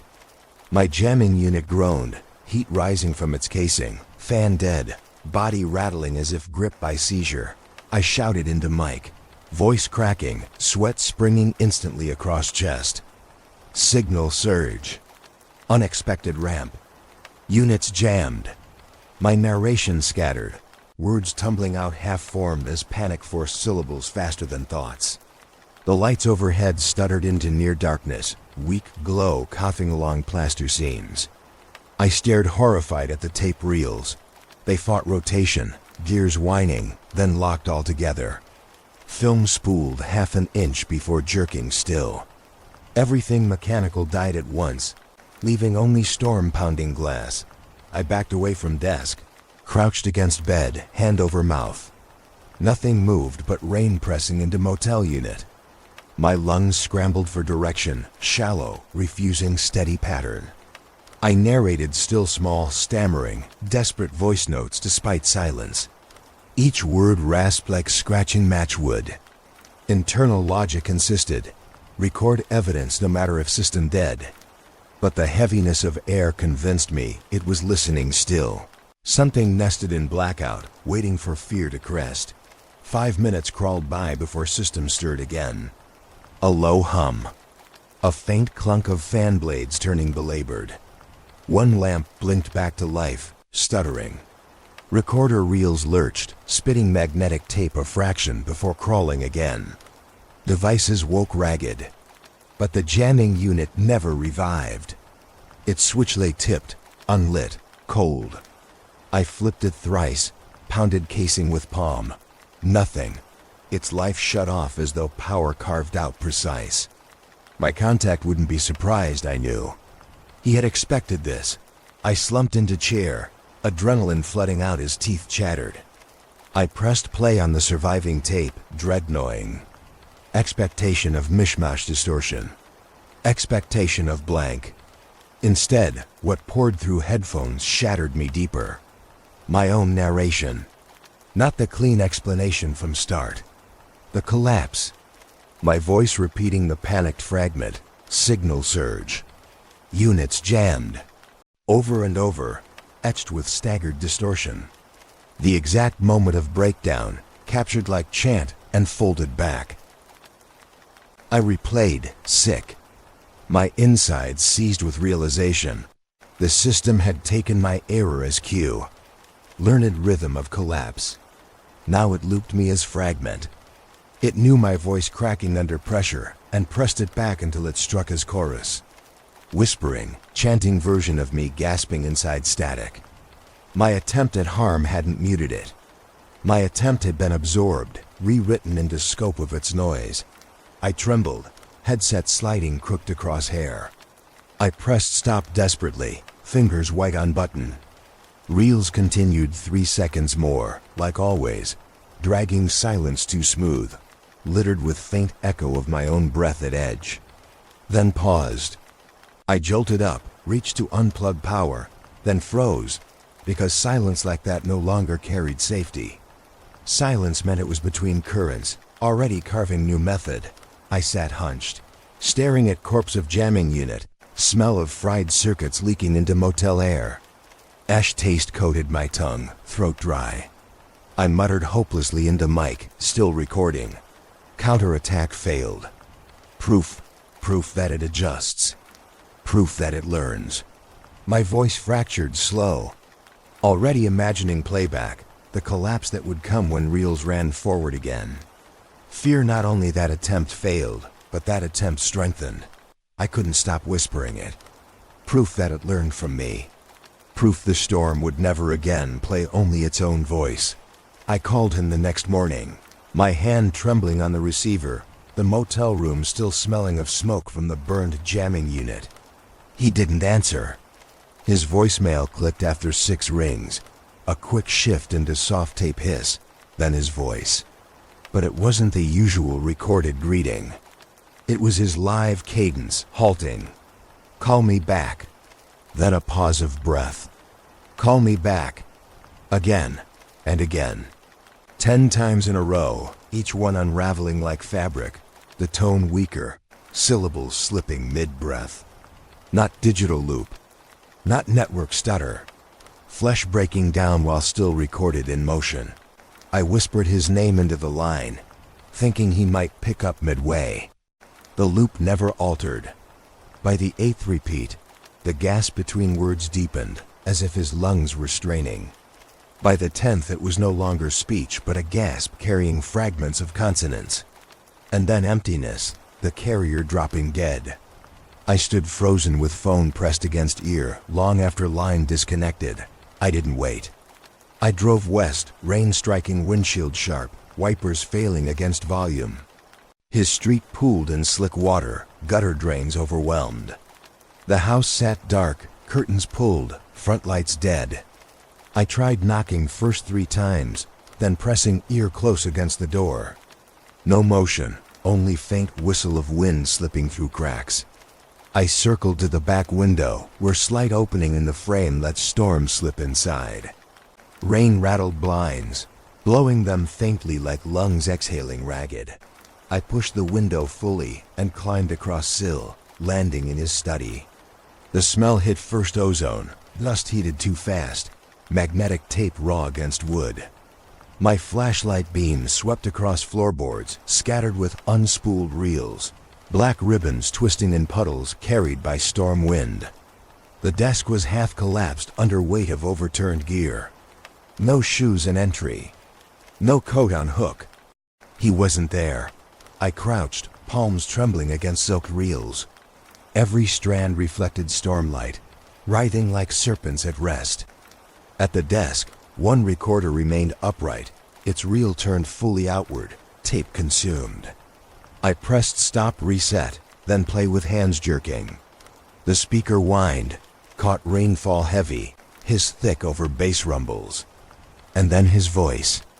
Quieter than I remembered, but intact. He whispered into the mic, words stretched thin, not alone. The hush that followed consumed more than air, it smothered, a silence with teeth. Then, faint. My name, spoken bare at end of reel. Just once, crisp enough to slice bone. No inflection, no context, yet none but him could have said it.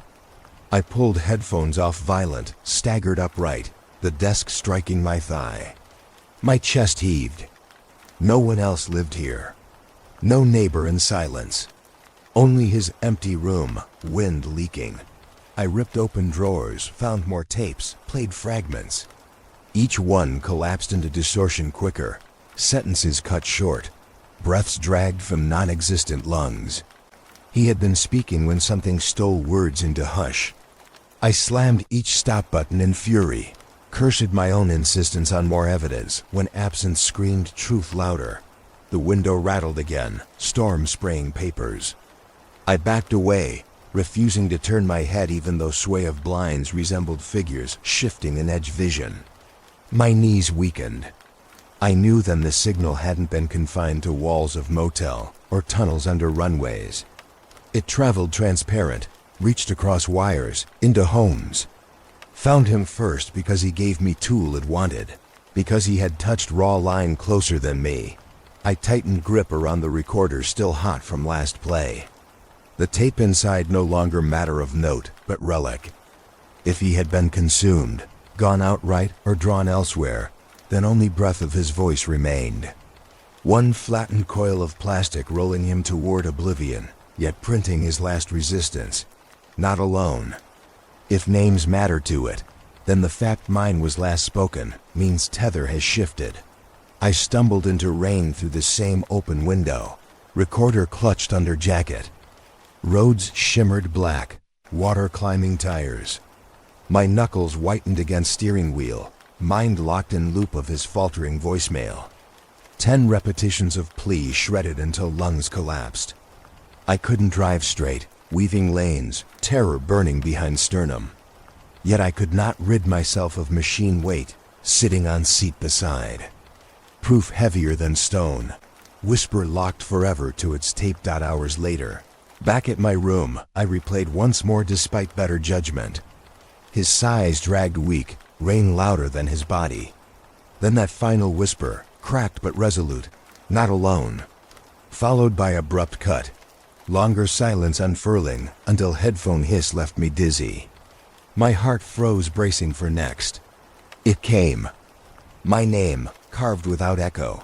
A final hand extended across collapsing wall of white. I shut everything down. Unplugged wires, dimmed lamps until room drowned in heavy quiet. I couldn't erase knowledge that the signal reached through him. I bypassed controls, claimed voice mid-breath, and reprinted it on machines left running. He was gone, and yet alive inside tape, segments cut and drawn against his will. I crawled into bed with hands shaking uncontrollable, recorder still clutched like blade. My mind spun on edges of collapse. I knew no matter how much denial whispered along marrow, this wasn't accident. It had learned me through him. Spoken me by name, claimed me next. Proof sat less in words caught than in absence left behind. A human erased, leaving only breath on tape. I closed eyes, but storm still whispered, blinds still rattled.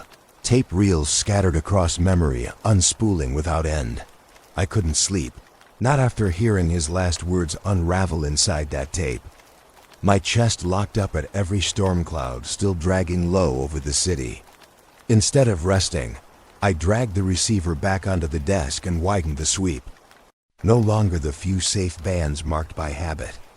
I dialed across AM, shortwave, every margin I could reach. At first, just noise, the soft hiss I knew. Then, all at once, tonal clusters swelled across every channel I skimmed. Identical, layered, like blooms growing out of wet earth at the same second. My heart dropped. Not confined here, not isolated. Multiplicity woven into the air across every signal path I touched. I kept turning the dial, desperate for variation. Every notch landed on the same pattern, slow pulses stitched together by faint harmonic trails. The song I now recognized like a scar. I recorded them all, feeling sweat along the line of my jaw. I placed stopwatch on desk, scared of what I'd confirm. 112 ticks between bursts. The same across every band, no matter the stated frequency. Perfectly synchronized. I whispered into mic, "This is everywhere. This is orchestration." My voice shook as I said it, because evidence weighed more than denial now. The phone began ringing throughout that afternoon. Not to me directly, but to my source line. Small communities outside Denver.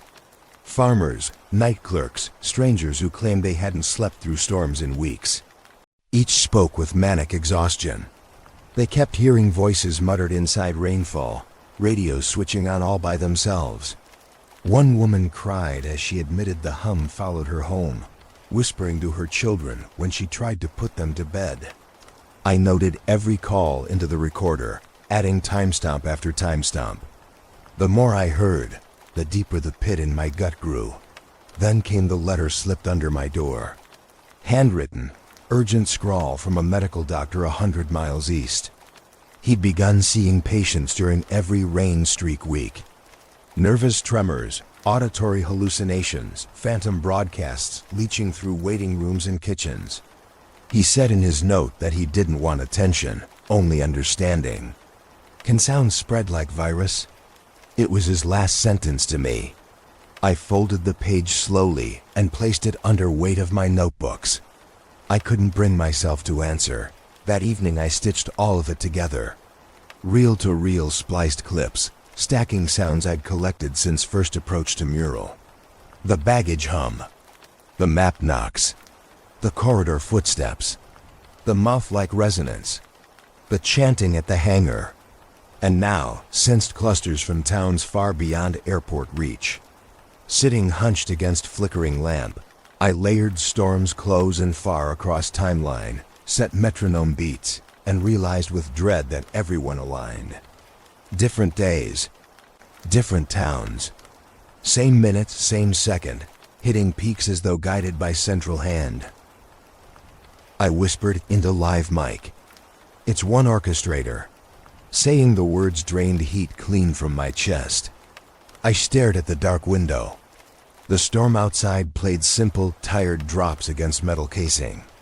But within those drops came another pressure, a slow curve of breath in every space between taps.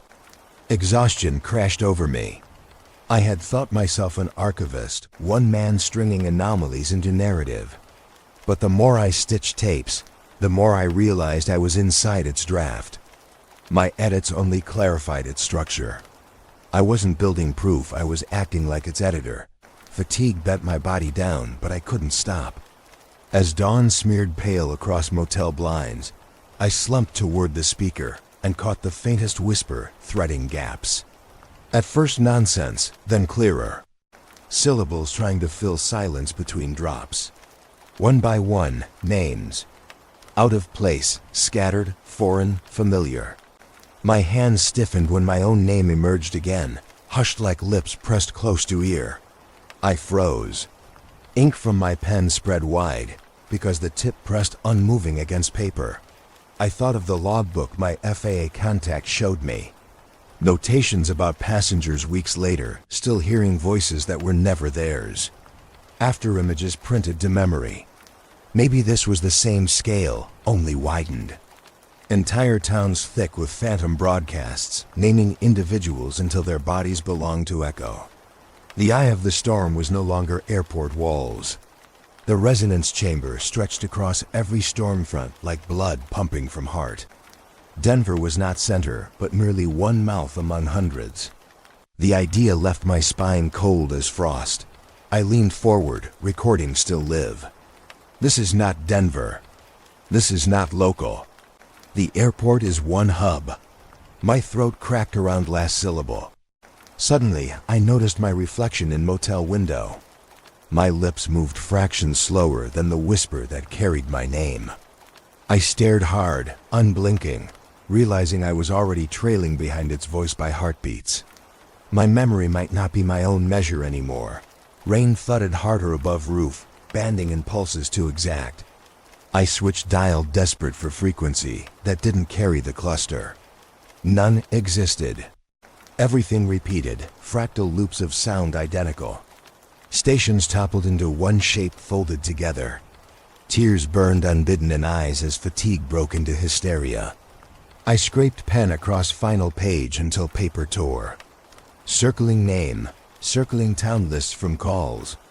Clutching proof like weapon, I was left trembling in room thick with whispers that refused end. And for the first time I understood scale. Not silence, not interference, but structure. A machine laid into clouds, waters, and breath itself. My hub already found me. My name already chosen. And soon, beyond Denver, beyond one airport. Every storm would carry more. The rain had churned the ground into gullies. Soil caved near the edge of fencing so deep it exposed infrastructure that should never see sky.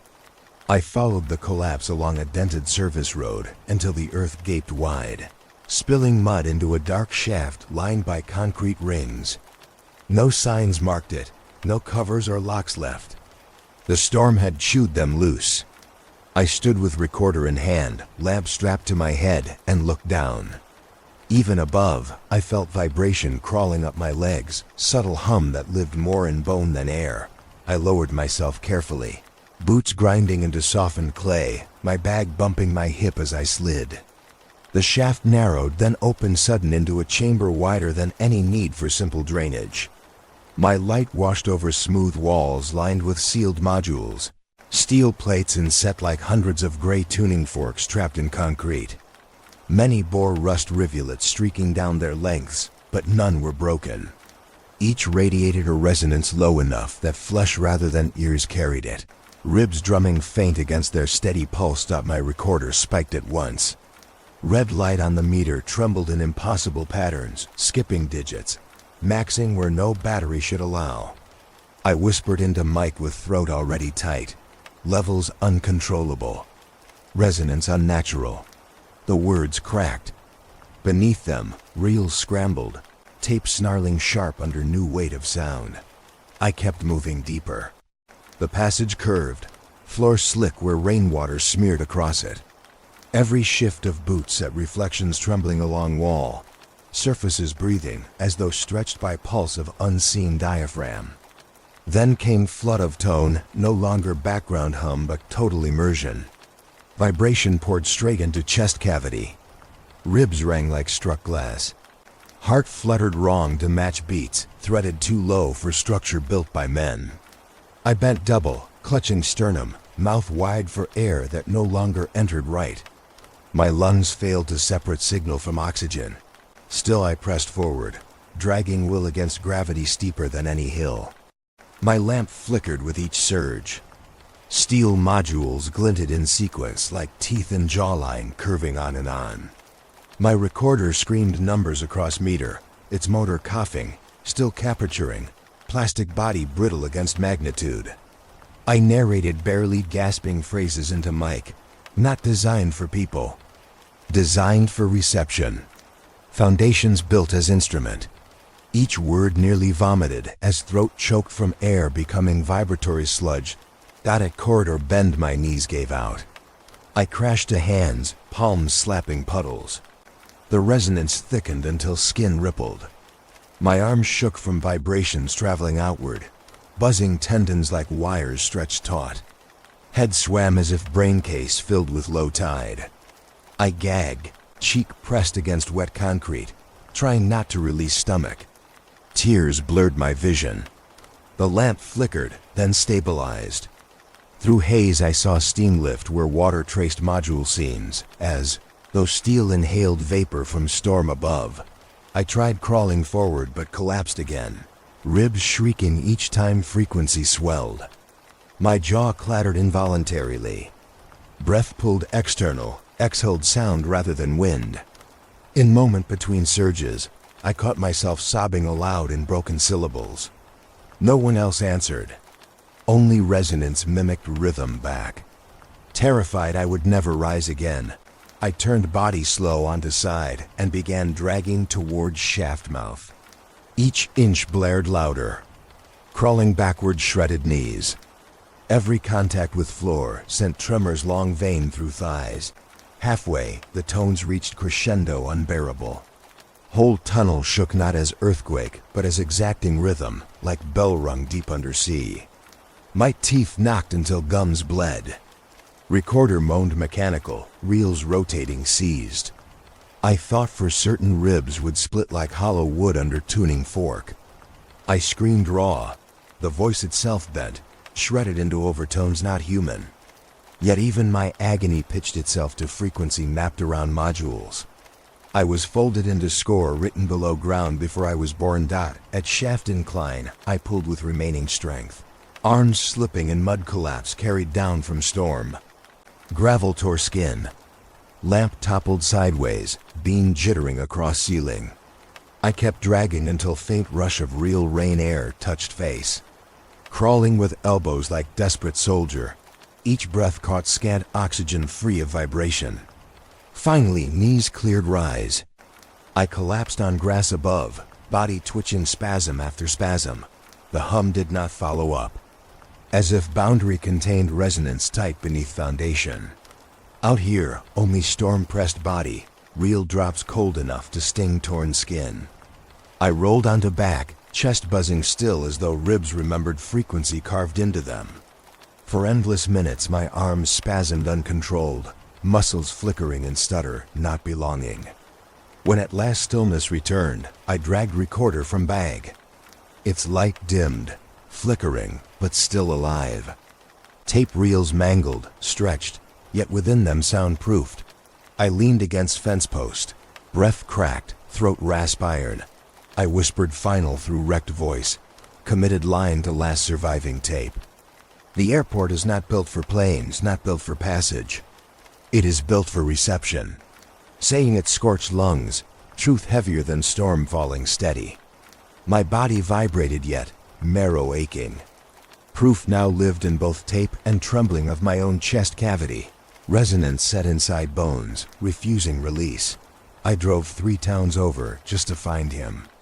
A retired surveyor, shoulders bent from stone and soil, but eyes still sharp enough to sketch a floor plan from memory alone. He used to chart drainage grids, slope measurements, soil compressions, all the hidden lines that keep cities standing. Now he lived alone in a small clapboard house with overgrown hedges. He let me in only after long silence at the door, his hand gripping the frame like a man fighting with himself. Inside, rolls of maps lay stacked in corners under dust, tubes discolored and crumbling at edges. He didn't let me touch them. We sat instead at a kitchen table scarred with burn rings, the air tinged with copper. When I nudged at questions, he resisted at first, muttering that secrets kept him safe enough through retirement. But weariness wore down his guard. He stared into his trembling fingertips and said the words that confirmed everything. The underground structures were real. They had been documented extensively and deliberately erased from later charts. He spoke low, sentences brief, like a man unspooling rope he meant to cut after. What unsettled him most was the symmetry. Not in the visible airport, but below. Shapes radiating outward like petals, curves aligning at distances no engineer would assign by chance. He had measured antenna formations once during contract projects for military posts. What lay beneath Denver resembled those patterns too cleanly. A giant schematic laid in soil, hidden by concrete mouth above. Listening posts disguised as ground itself. I clicked on my recorder, needing proof. That switch alone changed his eyes. He stiffened, jaw tightening. Rain began outside, smattering the roof, tapping window edges. Almost instantly, the device picked up spike. High-pitched squeal, sharper than anything I had captured before, enough to sting teeth through bone. He winced, clutched his nose. A streak of blood appeared sudden against his lip. His chair screeched against tile as he shoved back, panicked. He begged, breath ragged and voice hoarse. "Stop recording, stop. This isn't transmission anymore. It's invitation." The squeal jolted harder. The needle on the meter slammed forward and quivered pinned. I sat frozen, my own ears burning raw with the pitch that seemed above ordinary sound, but ripping down spine like current. He pressed cloth against nose, groaning, sweat running down his temples. Fear rasped through his words again. He shouted for me to end the taping, insisted anything further meant opening a gate not ours to close. His voice faltered in pitch, then cracked. I reached forward fast, thumb beating the switch, shutting down the recorder. But damage lingered. My own skull hummed with residue, bone marrow vibrating impossible. He slumped against backrest, cloth-soaked dark now pressed tight. His shoulders shook once, then stilled, eyes sharp but terrified. I couldn't stay. I mumbled apology, half-whispered notes. But he shook his head violently, gestured at door. "Go. Leave." His body trembled in refusal of further words. I carried my bag out in silence. Chest tight, stomach twisted with shame. Outside, rain slicked the porch and blurred hedges into trembling shapes. I hurried through it, refusing to look back. Not until I reached car did I realize my recorder light faintly blinked, though I had switched it off. My hand shook as I opened pack. Against will I pressed play for seconds. His last words bled through, but fractured, split mid-syllable, as if air had torn them apart before coil caught whole. Halves of words folded, sucked inward. My gut turned to ice. I slammed stop. Static curtained room of car. The idea burrowed deep. Words themselves might be risk. Speech could be anchor for whatever pulled through. For first time since all this began, true instinct said be silent. And yet, minutes later, I still found my throat whispering notes, refusing to leave blank. Weak voice carried onto tape despite fear. "It has me now. Proof marked in blood from last ally. Proof etched in my own whisper. And worse, I cannot stop narrating. The storm had dragged me back, same as always. Clouds shredded overhead, black torn loose by jagged veins of light. I parked far from the gates, boots thudding into soaked ground, clothes pulling heavy with rain even before I scaled the fence. I didn't think of consequences anymore. Security, trespass, arrest all felt pale compared to what waited below. I was running out of time. My ribs still trembled from the last resonance. Every breath carried vibration deep as memory. I pressed the recorder against my chest as if it were stethoscope or shield and stepped inside. The gate lock was thick with rust. A floodlight flared above, throwing down white glare, but I crawled through an older breach left in corrugated wall. Inside, the corridor's beams sagged with damp, red streaks creeping down steel. The air reeked of oxidation and mold, every surface bleeding age. The storm growled beyond roof plates, each impact carrying into the hollow steel like drum booms. I moved forward fast, sneakers dragging puddles across floor seams. Recorder swinging at my side dotted the corridor's end. The space widened, sloping down into something impossible. A dome revealed itself gradually, concrete shell smoothed beyond machinery needs. Circular, perfect geometry, ribs of support coiling like swallowed bones. My headlamp cut arcs across curved walls, and light returned faint shimmer, as though some sheen lived in pores of rock. The silence here wasn't silence at all. Sound quivered, as though waiting, walls vibrating faintly. Even rain above shuddered into rhythm, the structure dictated. I clicked record, voice trembling automatic. Entered main chamber. Geometry aligned, dome perfect. My voice stammered but carried. Then, moments later, tape already replayed what I hadn't yet said. Words slipped ahead of me, half-second too soon, speaker anticipating my phrases. My skull locked tight. I spoke again, slower this time, testing resonance. A reply carried back first, then my true voice followed. My body chilled as realization struck.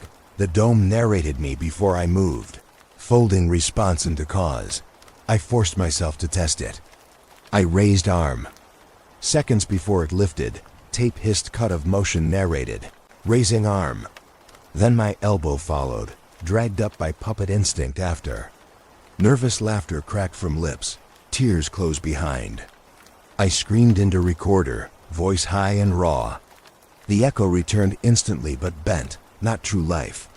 It spoke fragments faster, stammering, stitched with other voices woven from old tapes, voices not mine. Layers collapsed with mine until name cracked faint back, shifting vowel mid-syllable, changing identity into amalgam. Walls quivered. I snapped hands to ears, but couldn't block it. The dome carried rumble through ribs, not surface. My heart galloped arrhythmic, like beats belonged not to me, but to dome itself. I tried a focus test, shouting my own name, careful, solid. The reply came warped. My syllables returned slightly off, shaped tight with dozens of others chanting within, every voice slipping like tide into mine. It was not echo, but consumption wall lending back only hybrid. 30 minutes. 40. Time blurred. Every attempt to force proof folded into failure. Tape reels ran endlessly, filling with voice fragments ahead of schedule, anticipating toe steps, shoulder shrugs, coughs. Nothing belonged fully anymore. I grew dizzy counting playback that outpaced me. My hands scribbled in notebook, but pen caught too often repeating letters without control.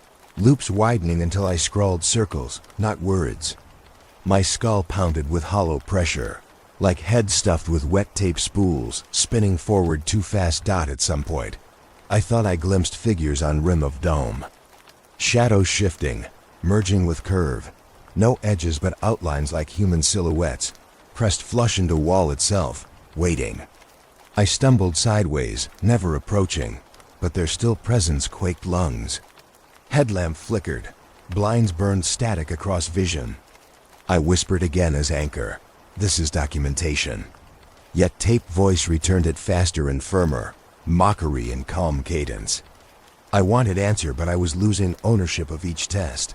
The rain overhead had tripled in volume, hammering steel roof until vibrations turned ground into pulse. The dome drew it in, amplified booms into bass thick enough to rattle teeth. Each strike hit body like shove, as though storm itself pressed deliberate. My legs weakened, knees buckled onto floor slick. I clawed to rise, but voice already recorded collapse. Down, it said, and then spine obeyed, curling me into mud before I could resist. For an hour, maybe more, I chased proof around circle, trying to speak faster than dome, desperate to seize line of narration back. Impossible. It swallowed initiative, dragged every word into sequence already scripted. Attempts at randomness, nonsense syllables, coughs, false leaps returned too sharp, predicted too close. The dome knew me before I commanded myself.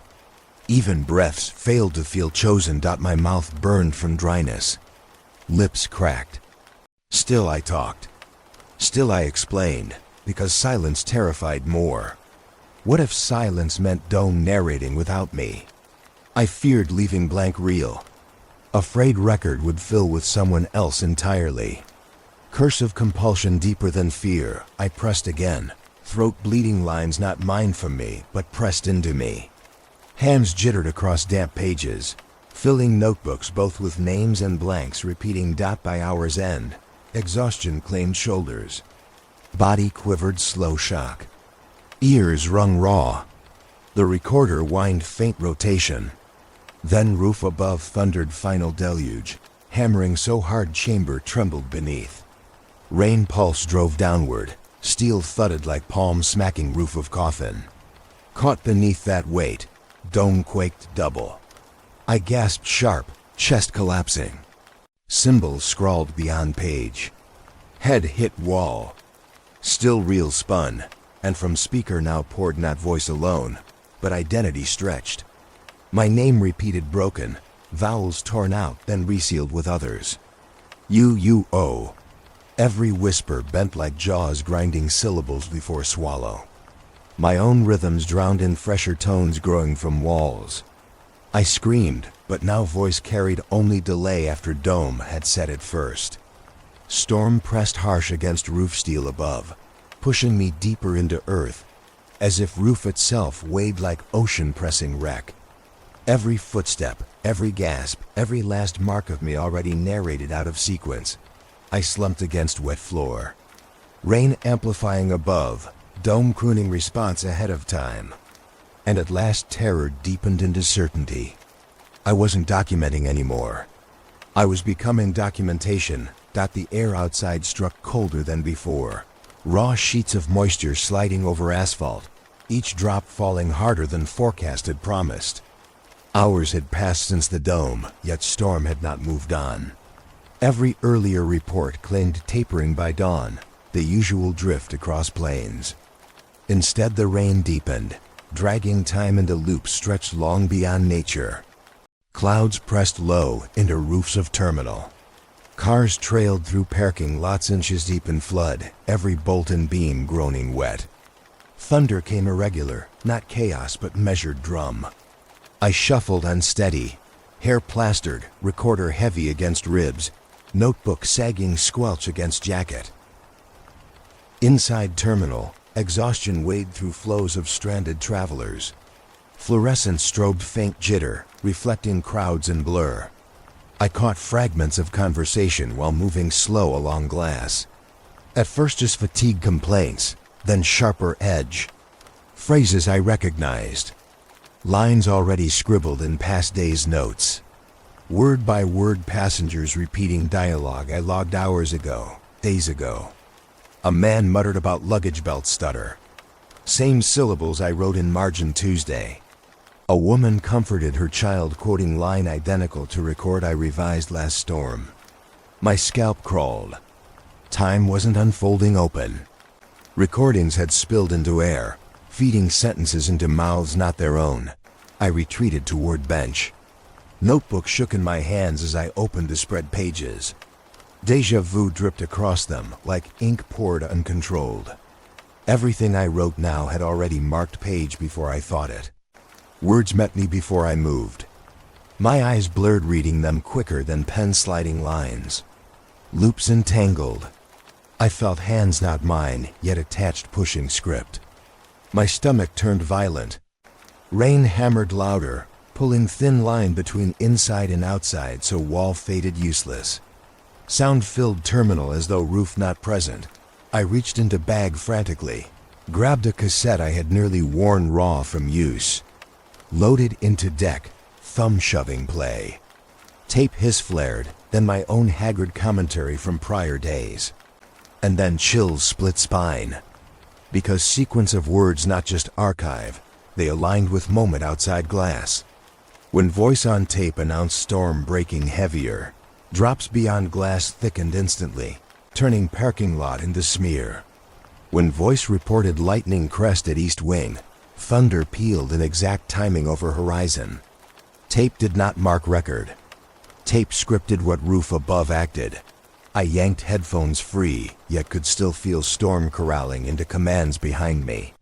People in rows laid heads against hands, repeating mutters like chorus chant. Some hissed an argument, and then phrases overlapped in perfect loops, same sentence doubled forward. Tiny errors jittered them, stammering. The cycle repeating like taped overlay warping spool.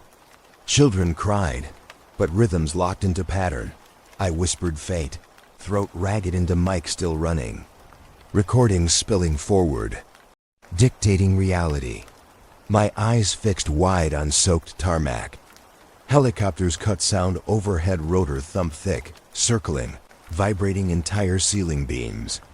Yet outside glass no machines appeared. The noise consumed space with invisibles that carried as weight without presence. Passengers looked up, craned necks, murmured to each other scripted awe. Musical loops bled through their tones. I pressed note, they circle unseen. Fear hollowed chest. For seconds I considered silence entire. Shut recorder, lock notes. And yet whisper still spilled from me. Blood in mouth, copper faint. I managed enough to crack question, voice trembling too thin to ground. Are we documenting a place, or are we inside recording being replayed? As syllables slipped, I sensed answer given in roof thunder itself. Rain struck timed pulses, no longer random, sinking to my cracked breath. Each droplet against glass-aligned pattern. Every repetition reinforced. Not observer but subject. I pushed palms against temples, pressure failing. Notebook slid down knees, pages soaked through by drips off coat. Lines blurred and ran like water wearing ink forward. Names crawled faint from margins, repeating, stacked. Mine at bottom, staring sharp black. Heart reeled.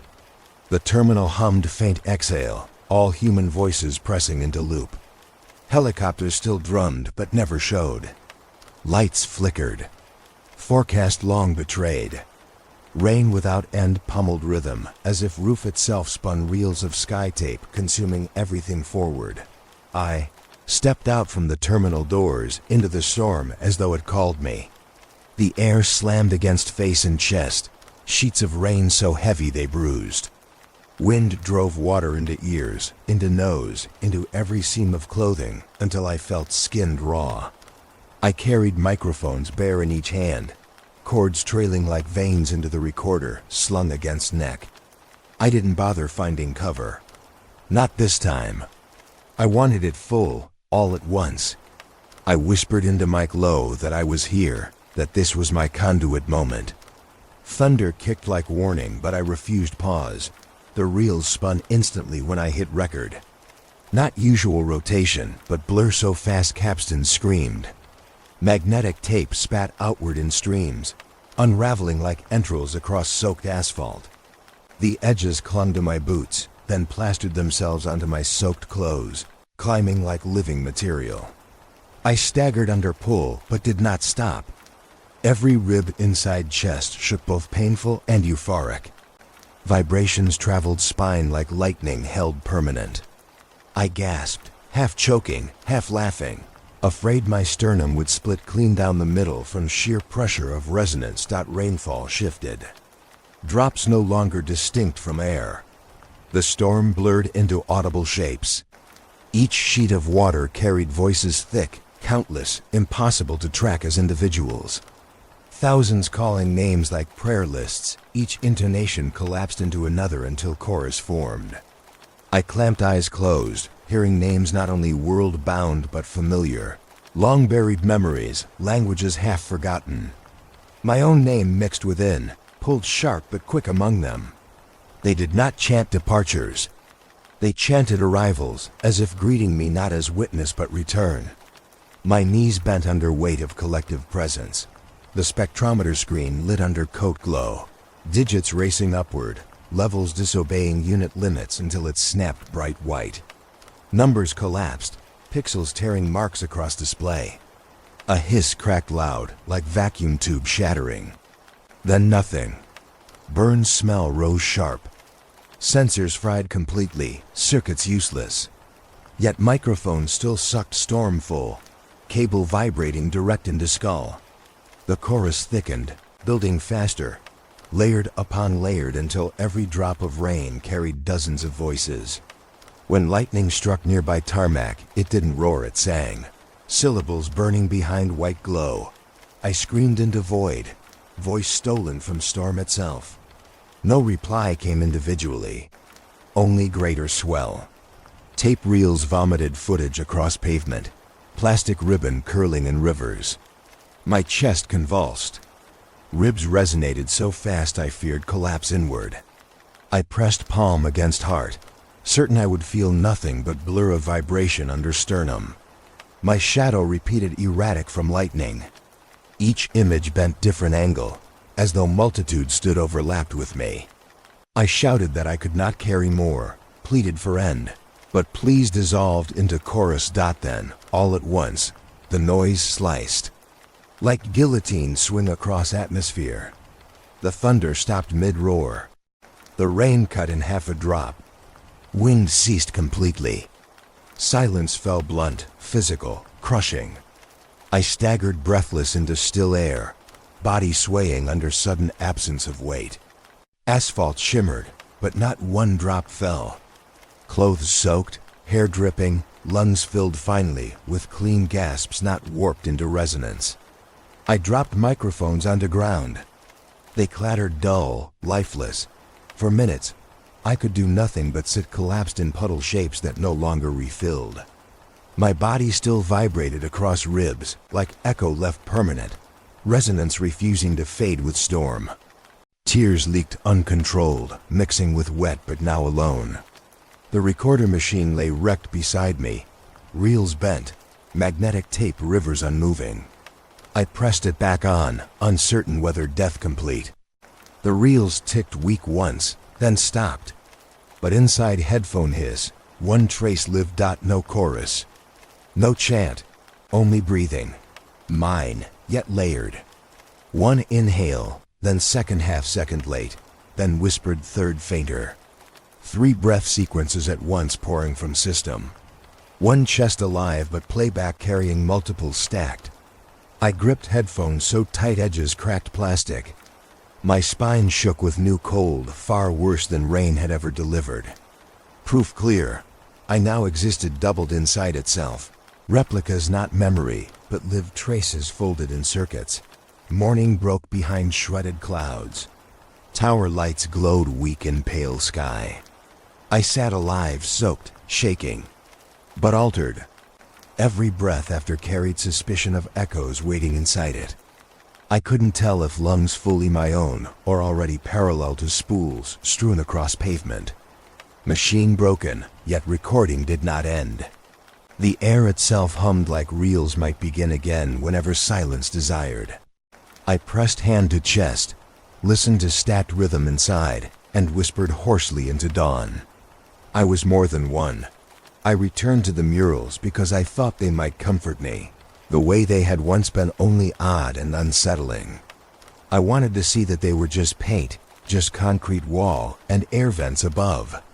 Ordinary things. But the moment I stepped into the terminal, I knew they were no longer what they had been. The colors struck sharper, edges bending toward ceiling shadows. Figures now aimed upward, not outward, and segments of paint curled as though wet, shimmering with fresh symbols I swear had never existed. Every detail leaned toward infinite hallway, sky without horizon.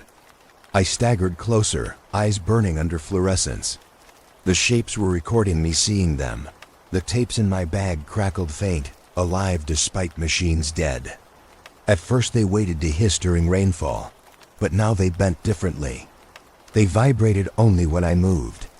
Every shift of my shoe along terrazzo floor sparked static, low but sharp, like each step invited duplicate to appear one beat behind. By the time I reached mural base, my own motions trailed clear echo that belonged not to acoustics, but mapping. Presence laid one half step after to prove I had already been there. I whispered lines into battered microphone, though barely loud enough for me to hear. No longer weather-bound. They mark me where I walk. I tried sitting quietly on the terminal bench, freezing body into stillness, hoping static would curl back into blank. Instead, silence flooded so complete I shook against it.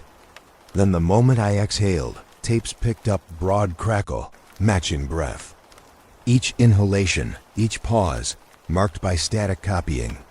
I turned head and crowd roared faint, as if tape channel offset seconds behind. People hurried as normal business travelers clutching briefcases, families herding into lines, but I heard them folded into reels in my lap. Their words, their sighs, their impatience. Entire scene duplicated from older logs I had carried home in stacks. Two men near the gate argued about ticket delays. Exact lines I had transcribed 3 weeks ago after another storm. I rifled notebook with trembling hands, flipping back. Pages circled, scrawled margins, exactly the same cadence, pauses intact. Déjà vu reduced, not half memory but whole repetition. They were not living fresh, they were enacting archive.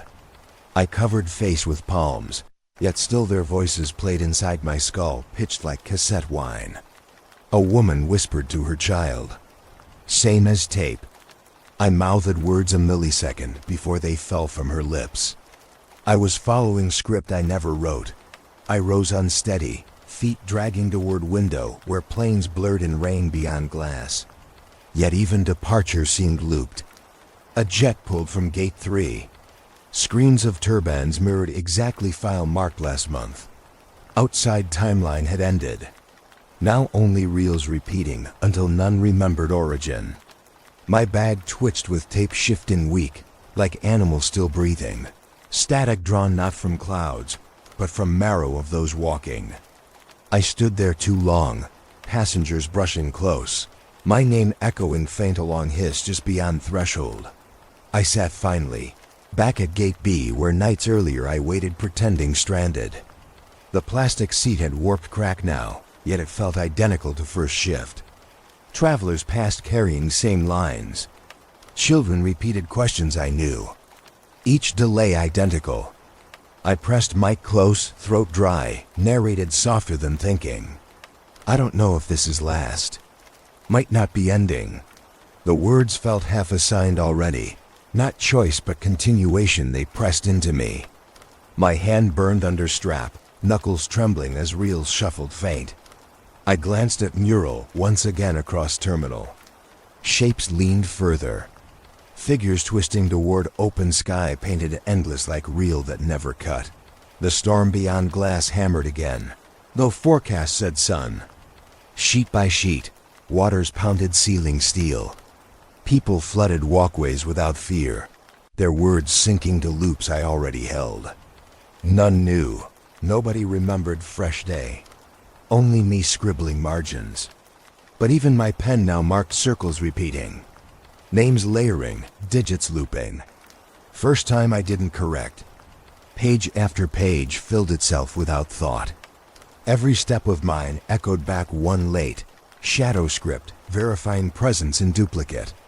I realized with horror and awe that I was no longer separate from machine.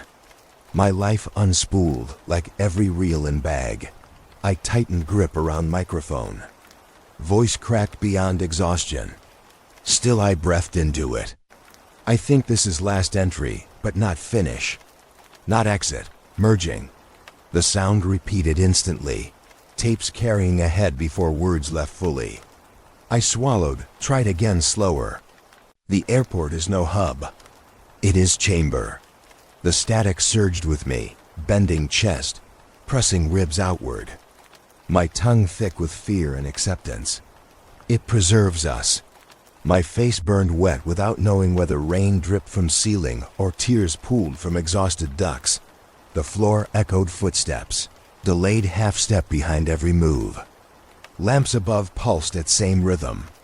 Beyond window, sky kept falling water without end, no sun required.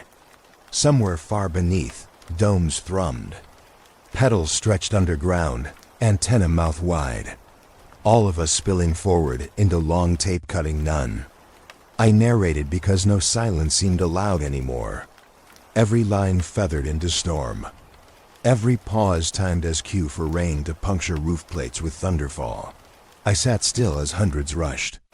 Their silhouettes blurred sync with logs. Nothing new change. Everything looped. I leaned head against cold window glass and whispered one last coil of proof. Storm waits, patient, always recording. My reflection cracked down pain, doubled. I watched two mouths speak lines in sync, one exact, one slightly ahead. It was only then I understood tape not behind or forward, but forever. Rolling continuum swallowing origin. Not their voices. Not my mine. All of us carried equal in storm machine, humming beneath foundations. And it would wait forever. Until even silence filled reels with replication of what we once thought original life. I closed my eyes and static became breath, my body already stretched across ribbon without end.